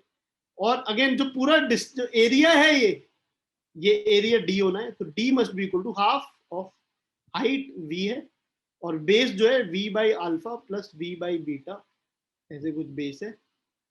ठीक है, तो यहां से हमारी क्यों v की वैल्यू पता चल जाएगी, v की वैल्यू कितनी हो गई 2d into alpha beta upon alpha plus beta करना,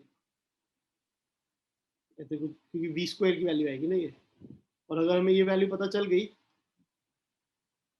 तो अब again we can sort of, में निकालना टाइम था तो हम टाइम निकाल सकते हैं आसानी से। Time is v by alpha plus v by beta, और basically v times alpha plus beta upon alpha beta, ऐसे कुछ है। तो v के एक्सप्रेशन को यहाँ डाल देते हैं, which is 2d alpha beta upon alpha plus beta, इसका root, that will become 2d upon alpha beta into alpha plus beta, इसका रूट ऐसे कुछ। This will be the value of time in this question. Again, nothing much to do this in this question. So ये v निकाल सकते हैं और ये time निकाल सकते हैं, ये हमें पता चल गया। जो अल्फा बीटा है ना डिस्टेंस, तो कोई इशू नहीं है। Are we clear? So बहुत ही आसान क्वेश्चन है again. Let us look at another problem. Now what is this problem? This problem says कि हमारे पास इस पॉइंट से हमने एक पार्टिकल को प्रोजेक्ट किया है. अब पार्टिकल को प्रोजेक्ट किया है विच प्रोजेक्ट करने का दो ऐसे इंक्लाइंड प्लेन्स हैं, एक ये है और एक ये है. ये ऊपर वाली सरफेस को ऐसे ए पे टच करता है इस वाले पॉइंट पार्टिकल पॉइंट को, और बी को जब हिट करता है तो परपेंडिकुलरली हिट करता है पार्टिकल. अच्छा, we need to find the angle at which this particle is projected. हमें थीटा निकालना है at which this particle is projected.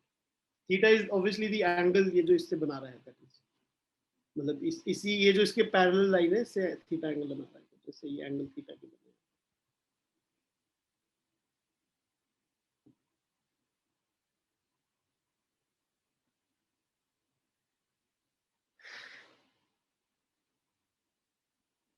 ठीक है.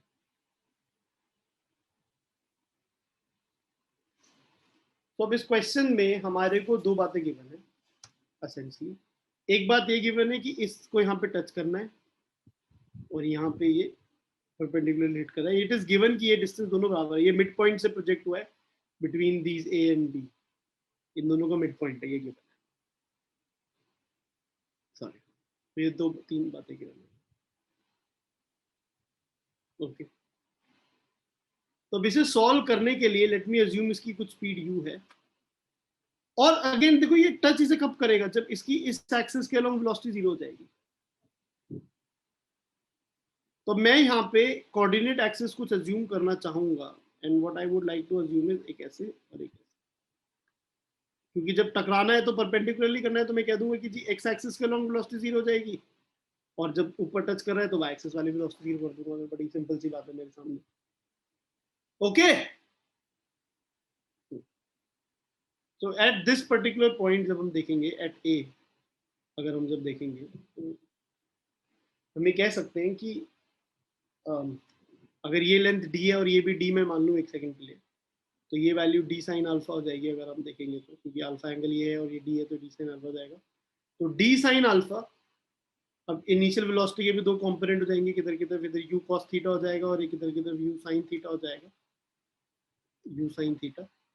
तो u square sin square theta upon 2 times acceleration. क्यों देखेंगे, एक्सेलरेशन के कंपोनेंट ले सकते हैं. एक इधर की तरफ हो जाएगा g cos अल्फा और एक इधर की तरफ हो जाएगा g sin alpha.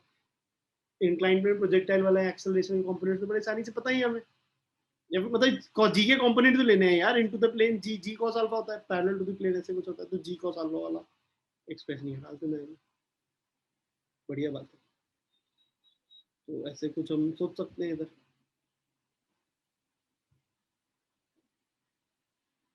Is it okay? So this gives me a relationship sort of in D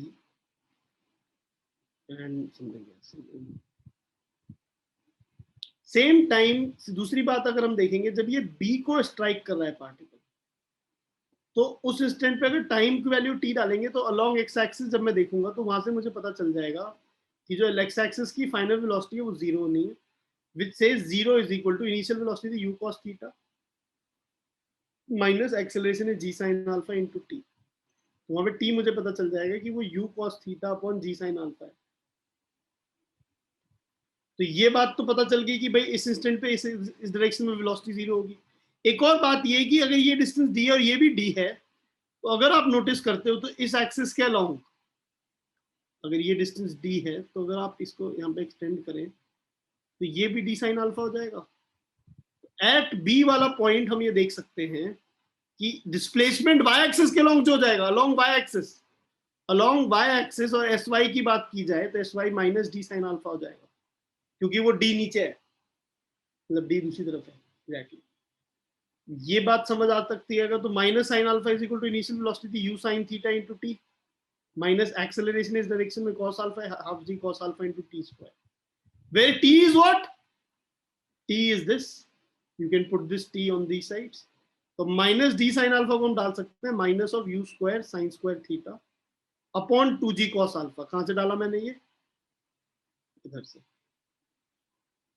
लेकिन खुद से सोच पाना इस क्वेश्चन को देखो थोड़ा मुश्किल है. Again I very well understand that कि खुद से सोच पाना एकदम से इतना सिंपल नहीं है, मतलब you might get stuck somewhere or the other, तो ये नहीं समझ आएगा इक्वेशंस क्या बनाए, मतलब वो वाली फीलिंग है। तो 3 रिलेशन से 3 यूज करने हैं मैंने, इसकी वेलोसिटी को 0 करना है पे, टच करने वाले फैक्ट को यूज किया मैंने, वहां से मुझे डी के बारे में, डी साइन अल्फा के बारे में कुछ पता चला, और दूसरी बात अगेन ये जो मिड पॉइंट है इसका जो फंडा है इसको मैं इस्तेमाल कर रहा हूँ, minus you square sine square theta upon 2g cos alpha is equal to u sin theta into t will become u square sin theta cos theta upon g sin alpha minus half g cos alpha into t square will be u square cos square theta upon g square sin square alpha, g square से cancel हो गया। Interesting बात है u square by g तो दोनों side cancel हो गया, तो effectively you get an equation minus sign square theta upon 2 cos alpha is equal to sin theta cos theta upon cos alpha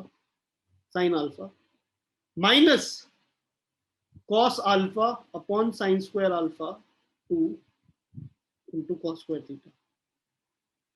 और again in this it's not that difficult because alpha की value given थी, alpha की value कितनी थी हमारे को, कितनी given थी 37 डिग्रीज, तो हम अल्फा की वैल्यू को यहाँ डाल सकते हैं, तो minus sign square theta upon 2 times cos alpha is 4/5 which is 8 denominator में आ जाएगा और 5 इधर आ जाएगा, sin theta into cos alpha by sin alpha cot alpha, cot 37 is 4/3 minus cos alpha upon sin square alpha, cos alpha is 4/5 upon 2 times sin square alpha, sin square alpha क्या होगा 3/5 का square ना, तो 9/25 into cos square theta ऐसे निकालेंगे, this is 2, this is 5 and that will become 10/9 ऐसे कुछ हो गया, so we get this equation कि 10/9 और 5/8 sin square theta plus 4/3 sin theta minus 10/9 cos square theta is equal to 0. So now can we solve this equation? Again now this is, ये इसमें और मुश्किल पार्ट है कि अभी इक्वेशन सॉल्व कर सकते हैं नहीं कर सकते हैं, ट्रिगोनोमेट्री के दिन याद आ रहे हैं, कर सकते हैं इस इक्वेशन को सॉल्व, साइन थीटा में नहीं सॉल्व कर सकते, साइन थीटा में इट विल बिकम अजीब, क्योंकि cos स्क्वायर थीटा भी है, आप cos स्क्वायर थीटा को sin स्क्वायर थीटा में कन्वर्ट कर सकते हो, हाँ यहाँ से ऐसे कर सकते हो, 1 माइनस cos स्क्वायर थीटा लिख सकते हो, and sorry 1 minus sin square theta लिख सकते हो, एंड ये sin थीटा में क्वाड्रेटिक हो जाएगी, you will be able to easily solve it. नहीं एक सेकंड रुको, गलती हो गई, यहाँ पे cos थीटा है, अच्छा और cos थीटा है तो नीचे sin अल्फा आएगा, तो sin अल्फा की वैल्यू 3/5 आएगी और ये 5/3 होगा, ऐसे कुछ हो जाएगा, और cos थीटा भी रहेगा, तो सॉल्व होएगा ही नहीं फिर, तो ये sin थीटा से भी नहीं सॉल्व होगा, sin थीटा cos थीटा, क्योंकि आप यहाँ sin स्क्वायर थीटा तो लिख दोगे बट इस cos थीटा को रूट में लेके जाओगे तो और गंद मच जाएगा, इररेशनल एक्सप्रेशन आ जाएगा। So what can we do in this? We can divide by cos square theta. Again, now this is something you must have done in trigonometry. ऐसे कुछ इसमें अगर ये मतलब ये स्ट्राइक नहीं कर सकता अगर पहले से आपने नहीं किया हुआ, तो 5/3 tan theta minus 10/9 is equal to 0. So it's a quadratic in tan theta. You can solve for tan theta minus 5/3 plus under the root of whatever divide by 5/4. वो तो आप सॉल्व कर ही सकते हो ना, एक -5/2 माइनस सॉरी 5/3 माइनस वाला result ignore कर देना क्योंकि वो नेगेटिव आ जाएगा एंगल, उसका केस नहीं लेना होगा, सो that is okay. Okay Kavish समझ आ रही है बात? यस। तो अगेन देखो ये तो सब सॉल्विंग ही है, दिस इज जस्ट वैल्यू डाल के जो सॉल्व करने वाली बात ही है। What we learned here was कि भाई टच करने का मतलब क्या है, Vy 0 होगा इस इंस्टेंट पे, तो आपको ये पता चल जाएगा, ये डिस्टेंस पता चल जाएगा ना इस एक्सिस के along, you can find out your displacement in terms of D, यही मिड पॉइंट है इससे, तो मतलब डी साइन अल्फा की वैल्यू पता चल गई, उतना ही नीचे जाना है उसके लिए एक इक्वेशन आ गई टाइम के टर्म्स में, और टाइम का एक्सप्रेशन पता चल गया कि वहाँ पे परपेंडिकुलर रिलेट कर रहे हैं वहाँ से, this is how we will be solving it. It's a very complicated question, exam में आ जाएगा तो दोबारा से भी ना सॉल्व होगा, मतलब अगर आता भी है तो भी सॉल्व करने में टाइम वेस्ट ही हो रहा है, मतलब ऐसा क्वेश्चन तो आखिर में ही करना पड़ेगा जब सब कुछ कर लिया, अब तो कुछ सॉल्व करने के लिए बचा ही नहीं है, तो चलो यही कर लेते हैं, ऐसी फीलिंग होगी। ओके ठीक है, moving on, the next problem that we wish to discuss is there is a particle at A and there is a particle at B. ठीक है, generally we call them as कि there is a cat and there is a mouse, and the cat wants to catch the mouse. The mouse is running in this direction with a velocity v, and now cat is, what the cat is doing, cat is always directed towards the mouse. The cat is always directed towards the mouse. मतलब जब mouse थोड़ी देर पहले यहाँ पे पहुंच जाएगा तो cat, जब कैट यहाँ आ जाएगी, थोड़ी आगे आ जाएगी, तो माउस के यहाँ पहुंच जाएगा, उसको ऐसे डायरेक्शन बदलनी पड़ेगी, फिर यहाँ पहुंच जाएगी, माउस इधर आ चुका होगा, इसको डायरेक्शन फिर बदलनी पड़ेगी, ऐसे कुछ। तो कैट का जो मोशन होने वाला है वो कुछ ऐसे आर्क के लॉन्ग कैट जाएगी। I don't know, have I discussed this question in the class previously? Okay. Now the question in front of us is कि अगर cat की velocity ज़्यादा है mouse से, तो eventually cat is going to catch up with the mouse. Now the question is, you need to find the time after which the cat catches the mouse. Okay. हमें वो time निकालना है जब cat mouse को catch करे। जब हम इस क्वेश्चन के बारे में सोचते हैं कि कैसे टाइम निकालना है कैट माउस को कैच करे, ये कैसे निकलेगा टाइम? ये टाइम निकालने के लिए बड़ी सिंपल सी बात है भैया, एल डिस्टेंस है, एल बाई यू कर दो, हो जाएगा टाइम। हाँ नहीं, अगर ये ऐसे जा रही होती और माउस रेस्ट पे होता तो हो जाता। माउस इधर की तरफ जा रहा होता वी से, तो भी बहुत आसानी से हो जाता रिलेटिव वेलोसिटी से। बट ये जो माउस है, ये कैट की जो डायरेक्शन है उसमें बदलती जा रही है परमानेंटली। तो अब हमें क्या करना पड़ेगा, let's us assume at some instant the mouse is here moving with a velocity v and the cat की velocity is directed towards the mouse with some velocity u. ठीक है, and let us assume initially theta 0 था, ये theta है इस instant में, ऐसे कुछ थीटा मान लो कि इस इंस्टेंट पे ऐसे कुछ एंगल थीटा है ये वाला। स्पीड कांस्टेंट है ना कैट की, ये एंगल थीटा, ये यू स्पीड है। ओके,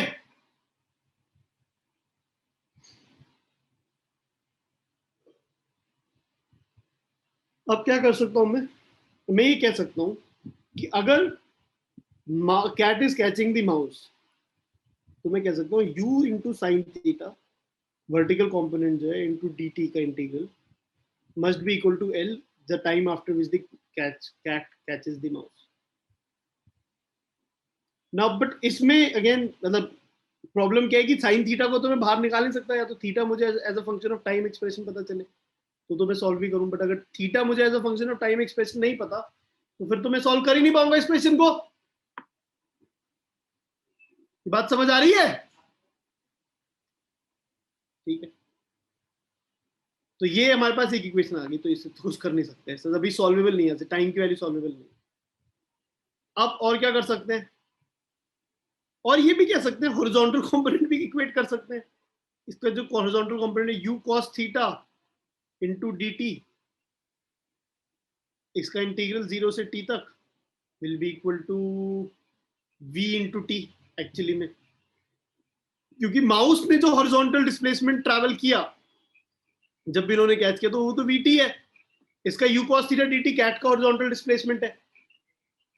ठीक है, बट अगेन यहां से भी फिर cos थीटा तो बाहर निकलेगा नहीं, या तो कुछ ऐसा हो जाए इन दोनों को कंबाइन करके cos थीटा एलिमिनेट हो जाए, cos थीटा और sin थीटा एलिमिनेट हो जाए, बट ऐसा भी कुछ इंडेफिनिट इंटीग्रल जैसा तो कुछ लग नहीं रहा मुझे कि हो पाएगा। So it's going to be stuck in this somewhere, ऐसा कुछ भी will be stuck I believe. Okay,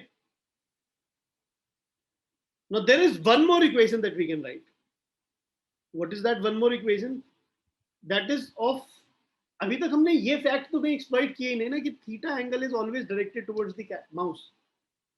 Now to exploit this fact, what we can do is कि along, so again अगर आपको पता हो कि हम लोग कहते थे we approach, तो कभी भी कोई दो पार्टिकल्स एक दूसरे की तरफ मूव करते थे या दो पार्टिकल्स मूव कर रहे होते थे, तो हम कहते थे कि एक वेलोसिटी का कंपोनेंट उनकी लाइन जॉइनिंग के लॉन्ग आता है और एक वेलोसिटी का कंपोनेंट की लाइन जॉइनिंग से परपेंडिकुलर आता है। तो if you remember we did this in triangle वाले क्वेश्चन में, ट्रायंगल में घूम के ऐसे क्या कहते हैं वो घूम के ऐसे बीच में मीट कर रहे थे तीन पार्टिकल्स, याद करो। उसमें यही तो था, एक पार्टिकल दूसरे की तरफ डायरेक्टेड था हमेशा, अगर याद आ रहा है तो। ठीक है, तो बस वही एक्सप्लॉइट करना है फैक्ट। तो उस फैक्ट में क्या एक्सप्लॉइट करना होगा बेसिकली हमें, कि यार इस इंस्टेंट पे along the line joining them, अगर आप देखेंगे तो इसकी वेलोसिटी u है, इसकी वेलोसिटी v है, तो वेलोसिटी ऑफ अप्रोच जो होगा हमारा वो जाएगा u minus v cos theta, and that must be equal to minus dr by dt, where r is the separation between them. और मैं कहूंगा माइनस dl by dt कह सकता हूं मैं से, कि ठीक है dr by dt लिख दें, l मत लिखो, बुरा लगेगा तुम्हें। और कोई बात नहीं, यहां से u minus v cos theta dt का इंटीग्रल अगर मैं करना चाहूं सपोजिटली, तो that would be equal to 0 से t तक, तो वो माइनस dr का इंटीग्रल हो जाएगा। अब इनिशियली r कितना था, इनिशियली r था l, और फाइनली 0 है, तो ये 0 minus l, minus of 0 minus l हो जाएगा।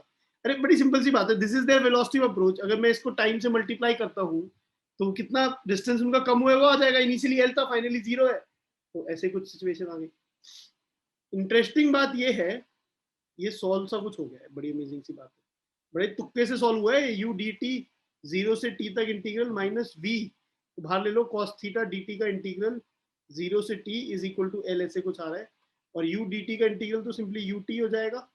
अब cos थीटा dt का इंटीग्रल यहां उठा के डाल सकते हो आप, क्या है cos थीटा dt का इंटीग्रल, cos थीटा dt का इंटीग्रल है vt by u, कहां से कहां तक, 0 से t तक, यहां डाल दो vt by u, तो ये आ जाएगा ut minus vt by u is equal to l, तो यहां से हमारे पास t की वैल्यू आ जाएगी ul upon v square minus u square,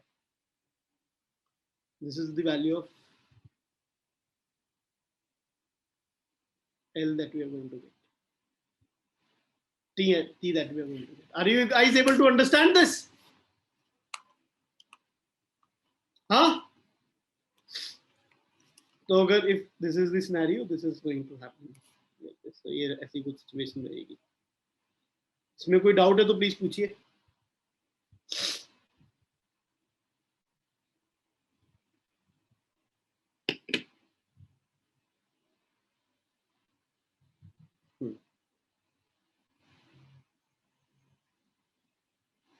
There is a very similar question जिसके बारे में हम बात कर सकते हैं, which is a mouse is at a distance d from a cat. एक माउस जो है वो कैट से डिस्टेंस d दूरी पे है, ठीक है, सेम कहानी है, सेम ही क्वेश्चन है एक्चुअली में। Both start running with constant speed v0, ये v0 से इधर जा रहा है, ये कैट जो है v0 से इधर की तरफ जाना स्टार्ट करती है, but the cat is continuously changing its direction of motion aiming at mouse. Separation between them when both move on the same line is, देखो ऑब्वियसली इस बार cat will not be able to catch the mouse अगर वो दोनों same speed से move कर रहे हैं, तो क्यों नहीं कैच कर पाएगी थी, इसलिए नहीं कैच कर पाएगी कि कैट जो है वो पीछे पीछे जाती जाएगी इसके, कहां तक, मतलब obviously at any point of time the distance traveled by the mouse will be smaller than the distance traveled by the cat ना, और वो उसकी स्पीड अगर सेम है तो ऑब्वियसली बात है कि मतलब हर डिस्टेंस इक्वल ही है दोनों का, कि दोनों कांस्टेंट स्पीड से जा रहे हैं, तो कैच तो होने के लिए दोनों को इक्वल डिस्टेंस ट्रैवल करना है, वो तो हो ही नहीं सकता। तो yes, that is what is happening. So now the question is उनके बीच में कितना सेपरेशन होगा जब दोनों सेम लाइन के लॉन्ग मूव कर रहे होंगे। तो इसमें कोई बहुत बड़ी बात नहीं है। फिर से अब इस बार जब हम नोटिस करेंगे तो फिर कैसे करेंगे, मान लेते हैं कि जब वो सेम लाइन के लॉन्ग मूव कर रहे होंगे तो उनके बीच का सेपरेशन है कुछ कैपिटल X, ऐसा कुछ मान लेते हैं, ठीक है।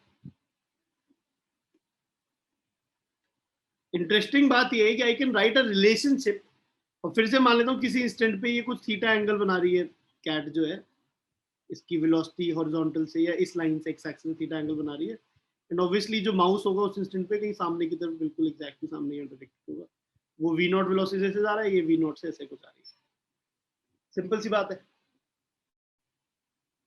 And now again in this case if I ask you कि यार इसमें ये बताओ v0 सॉरी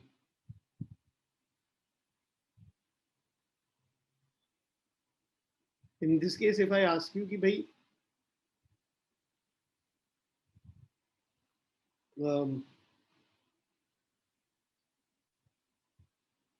एक सेकंड, इनके बीच का जो सेपरेशन है वो है वी नॉट कॉस थीटा, अगर ये एंगल थीटा है तो ये भी थीटा हो जाएगा, v naught minus we naught cos theta, ऐसे कुछ एक्सप्रेशन है, ये इनकी वेलोसिटी ऑफ अप्रोच है, this must be equal to minus d r by d t. ऐसे अगेन मान लीजिए कि टाइम टी पे उनका सेपरेशन मिनिमम हो रहा है, तो माइनस डी आर का इंटीग्रल कुछ हमें करना होगा, तो यहाँ वी नॉट टी हो जाएगा minus we naught cos theta D T आ जाएगा इधर 0 से t तक, और फाइनल सेपरेशन इनके बीच का x है और इनिशियल सेपरेशन के बीच का d था, तो ये जो वैल्यू आ जाएगी minus of x minus D आ जाएगी which is d minus x आ जाएगा। वो ये सेपरेशन इनिशियली d था, अब d से सेपरेशन x हो गया, तो you can say something like this कि V naught T minus we naught cos theta D T 0 से t तक ये आ रहा है। Okay, another thing that can be done in this particular question is that is, अगर आप देखोगे आपको v naught cos theta dt का इंटीग्रल चाहिए, अगर ये आपको मिल जाए तो आपके पास x की वैल्यू आ जाएगी, मतलब सॉरी t की वैल्यू भी तो चाहिए होगी, देखते हैं, चलो लेट अस सी क्या होता है। अब अगर मैं इस डायरेक्शन में नोटिस करूं, इस डायरेक्शन में जो कैट की वेलोसिटी है वो v नॉट cos थीटा, इधर की तरफ कैट की वेलोसिटी है, इसकी वेलोसिटी v नॉट है। इवेंचुअली जब ये यहाँ पे पहुंच रहा है कहीं पे माउस, तो इसने v not T distance travel किया होगा, ये वाला ऑब्वियसली बात है, और कैट ने जो डिस्टेंस ट्रैवल किया होगा वो क्या होगा, v naught cos theta dt का इंटीग्रल, इजंट इट? क्योंकि कैट की हॉरिजॉन्टल डायरेक्शन इस x एक्सिस के along v naught cos theta है, तो कैट का distance along x axis will be v naught cos theta dt। Cat का distance along x axis ये होगा 0 से t तक, और माउस का distance along x axis would be v naught t, वो कांस्टेंट वेलोसिटी से जा रहा है। And then I can say कि v naught t minus v naught cos theta dt is equal to कितना डिस्टेंस, अब इनके बीच का सेपरेशन ही है इफेक्टिवली है कि भाई x एक्सिस के अलोंग पहले दोनों सेम ही जगह थे, इसने क्या कहते हैं माउस ने कुछ डिस्टेंस mx डिस्टेंस लिया, इसने कुछ cx लिया, ये ऑब्वियसली इनके सेपरेशन ही है which is equal to x हमने अज्यूम किया हुआ है। अगर आप नोटिस करोगे यहाँ पे ध्यान से, तो ये d माइनस एक्स और x दोनों बराबर हो जाएंगे, और यहाँ से हमारे पास x की वैल्यू आ जाएगी d बाई 2। मतलब इन दोनों एक्सप्रेशंस को, ये इक्वेशन नंबर 1 है, ये इक्वेशन नंबर 2 है, इन दोनों एक्सप्रेशंस को सब्ट्रैक्ट करके आप एक इक्वेशन लिख सकते हो जिसमें ये t वाले टर्म सारे एक्चुअली में कैंसिल आउट ही हो जाएंगे। Okay, this is what can be done in this question। ये आंसर इसका सब ठीक आंसर आ जाता है, कोई बात नहीं, ठीक है, ट्राई टू अंडरस्टैंड कि हमने कैसे किया इसे सॉल्व, एंड हम सोच लेंगे थोड़ा बहुत। Again these are not very straightforward questions, क्योंकि मतलब पहले नहीं करे होंगे तो ये क्वेश्चंस करने हमेशा पक्की बात है मुश्किल होगी, बट हाँ पहले करे हुए तो फिर हम सोच सकते हैं क्वेश्चंस में क्या हो रहा है। It's like these are like questions जो अगर सेम क्वेश्चन रिपीट हो जाए, तो ये इतने पॉपुलर क्वेश्चंस है कि जनरली रिपीट हो सकते हैं, बट अगर रिपीट हो जाए तो फिर ग्रेट है, वरना तो बात नहीं। ऐसा कोई नया क्वेश्चन आएगा तो सोचना मुश्किल ही रहेगा एग्जाम के अंदर। मूविंग ऑन, जो नेक्स्ट प्रॉब्लम है,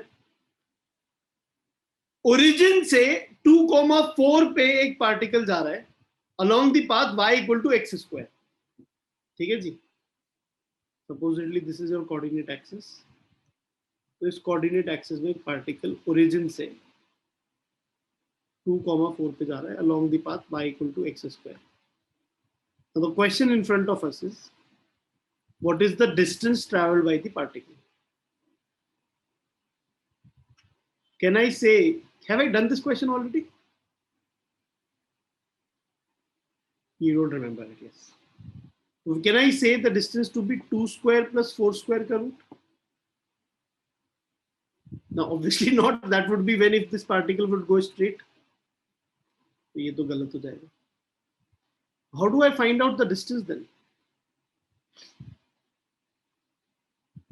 सो डिस्टेंस निकालने के लिए this is basically the idea हमेशा जो हमें फॉलो करना होगा.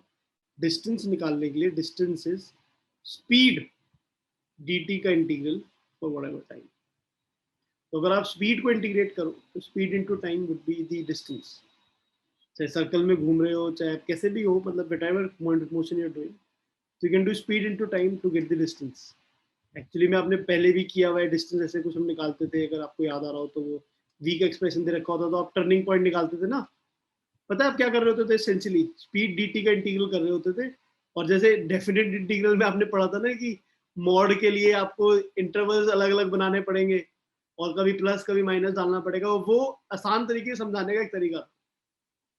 टर्निंग पॉइंट आ जाएगा तो पीछे आ रहा हो और ये ऐसे आगे जा रहा होगा, तो ऐसे कुछ तरीका था. But mathematically you were just doing mod v dt. तो अब यहाँ पे अगर आप नोटिस करोगे mod v dt करना कितना मुश्किल है, कितना आसान है, वो सोच लेते हैं. एट एनी इंस्टेंट इस पार्टिकल की कुछ x एक्सिस के लॉन्ग वेलोसिटी vx और एक y एक्सिस के long velocity vy. So mod v is vx square plus vy square का root. And mod v dt में आप अपन कैसे कर सकते हैं? अब देखो, सोचो इस बात को, अगर आप इसके बारे में सोचोगे थोड़ा सा तो क्या होगा कि बिकॉज इस पार्टिकल का पाथ फिक्स्ड है ना, तो there is a relationship between vx and vy. What is that relationship? अरे इस पार्टिकल का जो डिस्प्लेसमेंट है dx i cap plus dy j cap, ऐसा कुछ डिस्प्लेसमेंट है, ठीक है, अगर dr में बोलूं कभी भी. तो अब dr का जो मैग्नीट्यूड है, अगर मैं वो देखूंगा तो वो dx square plus dy square का अंडर द रूट है. और अब अगर y equal to x square मुझे गिवन है, तो आप dy को बोल सकते हो 2x dx, isn't it? And then आप इस एक्सप्रेशन में डाल दो dx square plus 4x square dx का स्क्वायर का root, which is 1 plus 4x square का root into dx. This is your dr का मैग्नीट्यूड. और अगर आपको टोटल डिस्टेंस निकालना है, इस dr के मैग्नीट्यूड को आप इंटीग्रेट कर दो. कहाँ x के इंटीग्रेट करो, 0 से 2 तक इंटीग्रेट कर दो, you will get the answer. But again आप सोचोगे तो ये integration is not that easy. Why did not I we do it till now? तो बड़ी ऑब्वियसली प्रॉब्लम लग रही है डिस्टेंस निकालना, because under the root 1 plus 4x square का इंटीग्रेट करना. How many of you remember the formula?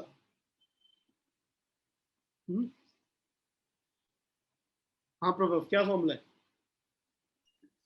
x by 2 under root 1 plus 4x square x square का root का इंटीग्रल. हाँ, x by 2 under root x square plus a under root square x plus a square by 2 ln of x plus plus a under root x ln of x plus under root x square plus a. x plus under root x square plus a square. ये formula याद होना भी तो कितना बड़ा काम है, ठीक है. बट चलो, अगर इस फॉर्मूले को याद है हमारे पास गलती से, तो अगेन x स्क्वायर में करने के लिए इसे 1/4 कर लेता हूँ बाहर और 2 बाहर निकाल लेता हूँ, तो that is okay. 2 times x by 2 into x square plus a square, which is x square plus 1/4 under the root, plus a square by 2, a square is 1/4, 1/8 times ln of x plus x square plus 1/4 under the root. And all of this being, इसमें जो limits हैं वो 0 से 2 limit में डालनी है.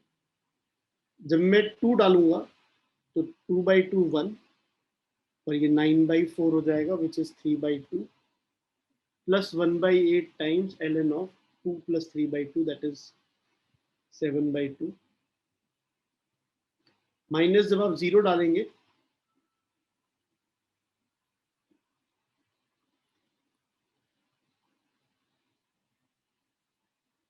ये तो 0 हो जाएगा, प्लस 1/8 टाइम्स ln ऑफ 0 डालने पे ये 1/4 1/2 हो जाएगा, which would be 2 times ln 2 times 3/2 3, 1/8 में 1/4 ln of 7, ऐसे कुछ आ जाएगा. 1/2 upon 1/2 will be 7. This is your answer. 3 plus ln 7/4. कहाँ से निकल आएगा? बिल्कुल नहीं निकल सकता, आंसर इतना गंदा है. बट ठीक है, मतलब again this is the way. So this is actually mathematically बहुत कॉम्प्लिकेटेड होते हैं डिस्टेंस फॉर्मूला, डिस्टेंस वाले क्वेश्चंस, तो इसलिए हम लोग बहुत बार इन्हें नहीं करते. Would not see these questions happening too often. Okay, can I move on? ठीक है. The next thing that we want to look at is, it's again a very simple problem. It's just that I want to have an idea of how to solve this problem.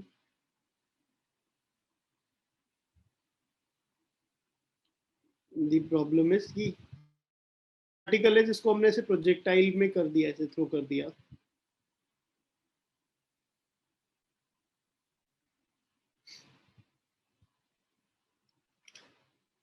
तो इसको हम क्या कह सकते हैं, मतलब in this case अगर एक पार्टिकल को हम प्रोजेक्टाइल में से थ्रो कर दें तो कैन वी फाइंड आउट, अगर मैं हाइट h दे दूं आपको और इसको कुछ वेलोसिटी v नॉट से फेंका है हमने, तो क्या हम डिस्टेंस निकाल सकते हैं इसका, कितना डिस्टेंस इसने ट्रैवल किया है? ऑब्वियसली आप x निकाल सकते हो. कैसे? आपको हाइट पता है, टाइम पता है √2h/g, x पता है v not into √2h time में से कुछ पता है. बट ऑब्वियसली क्या मैं डिस्टेंस को x² + h² का रूट कह सकता हूँ? Again, no, it's a parabolic path. It's not a straight line, right? So we cannot say that. How do I figure out the distance thing? If I want to figure out the distance thing, then I will have to do dr or dl is dx² plus dy².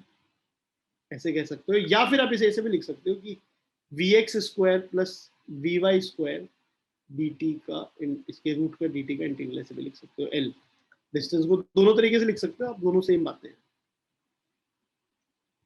क्योंकि vx into dt is dx actually. ठीक है, तो वो कोई बात नहीं है बड़ी बात. ठीक है, एंड देन अगर ये वाली कहानी है तो vx हमें पता है v नॉट है, तो v नॉट स्क्वायर हो गया.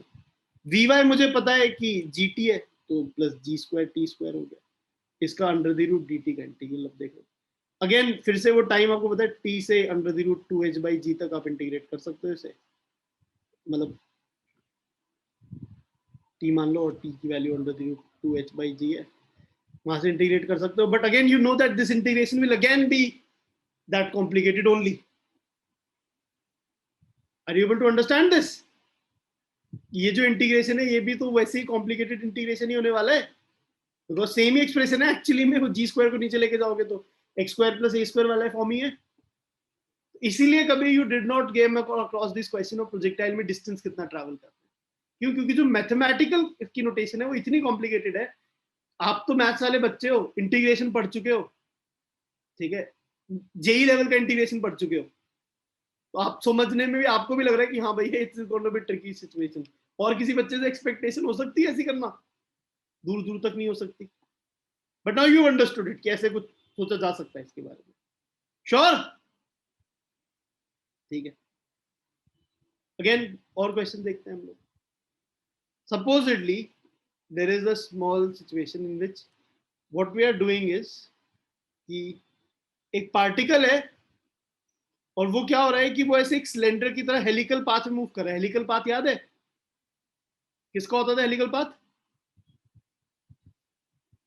जब magnetic field, case 3 magnetic field में होता था कि मैग्नेटिक फील्ड और वेलोसिटी एक एंगल पे हैं अगर, तो वेलोसिटी के दो कंपोनेंट्स ले लेते थे, parallel to magnetic field, perpendicular to magnetic field. Parallel to magnetic field वाली में कोई चेंज नहीं आता था, परपेंडिकुलर टू मैग्नेटिक फील्ड वाली में चेंज आता था. Now in this case we could have asked you कि what is the distance traveled by the particle.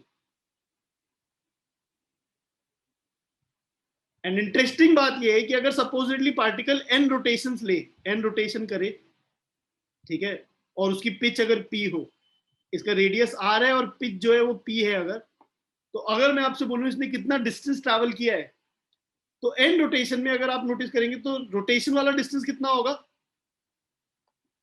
n rotation में रोटेशन वाला डिस्टेंस कितना हो जाएगा? 2πrn. ठीक है, और जो पिच वाला जो डिस्टेंस हो जाएगा वो कितना हो जाएगा? np. तो जो टोटल डिस्टेंस हो जाएगा आप उसको लिख सकते हैं np का स्क्वायर प्लस 2πrn का स्क्वायर का अंडर द रूट. ओके,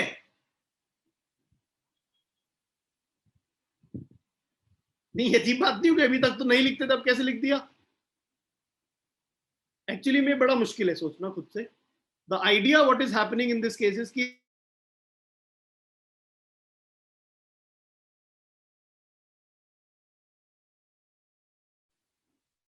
इसमें ये जो लेंथ होगी अगर आप अनरोल करो तो जितने रोटेशन में उतनी लेंथ होगी 2 पाई आर एन, और जितने रोटेशन में उतनी लेंथ ये एनपी ऊपर की तरफ भी होगी, क्योंकि एक रोटेशन में हम पिच वाला डिस्टेंस मूव करते हैं तो एन रोटेशन में हम एनपी डिस्टेंस मूव करेंगे।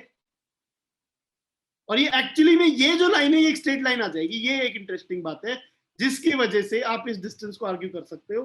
ये जो डिस्टेंस है वो इसका स्क्वायर प्लस इसका स्क्वायर का रूट हो जाएगा। Okay, so this is the case in which we can calculate it, we can understand it. ऐसा कुछ किया जा सकता है।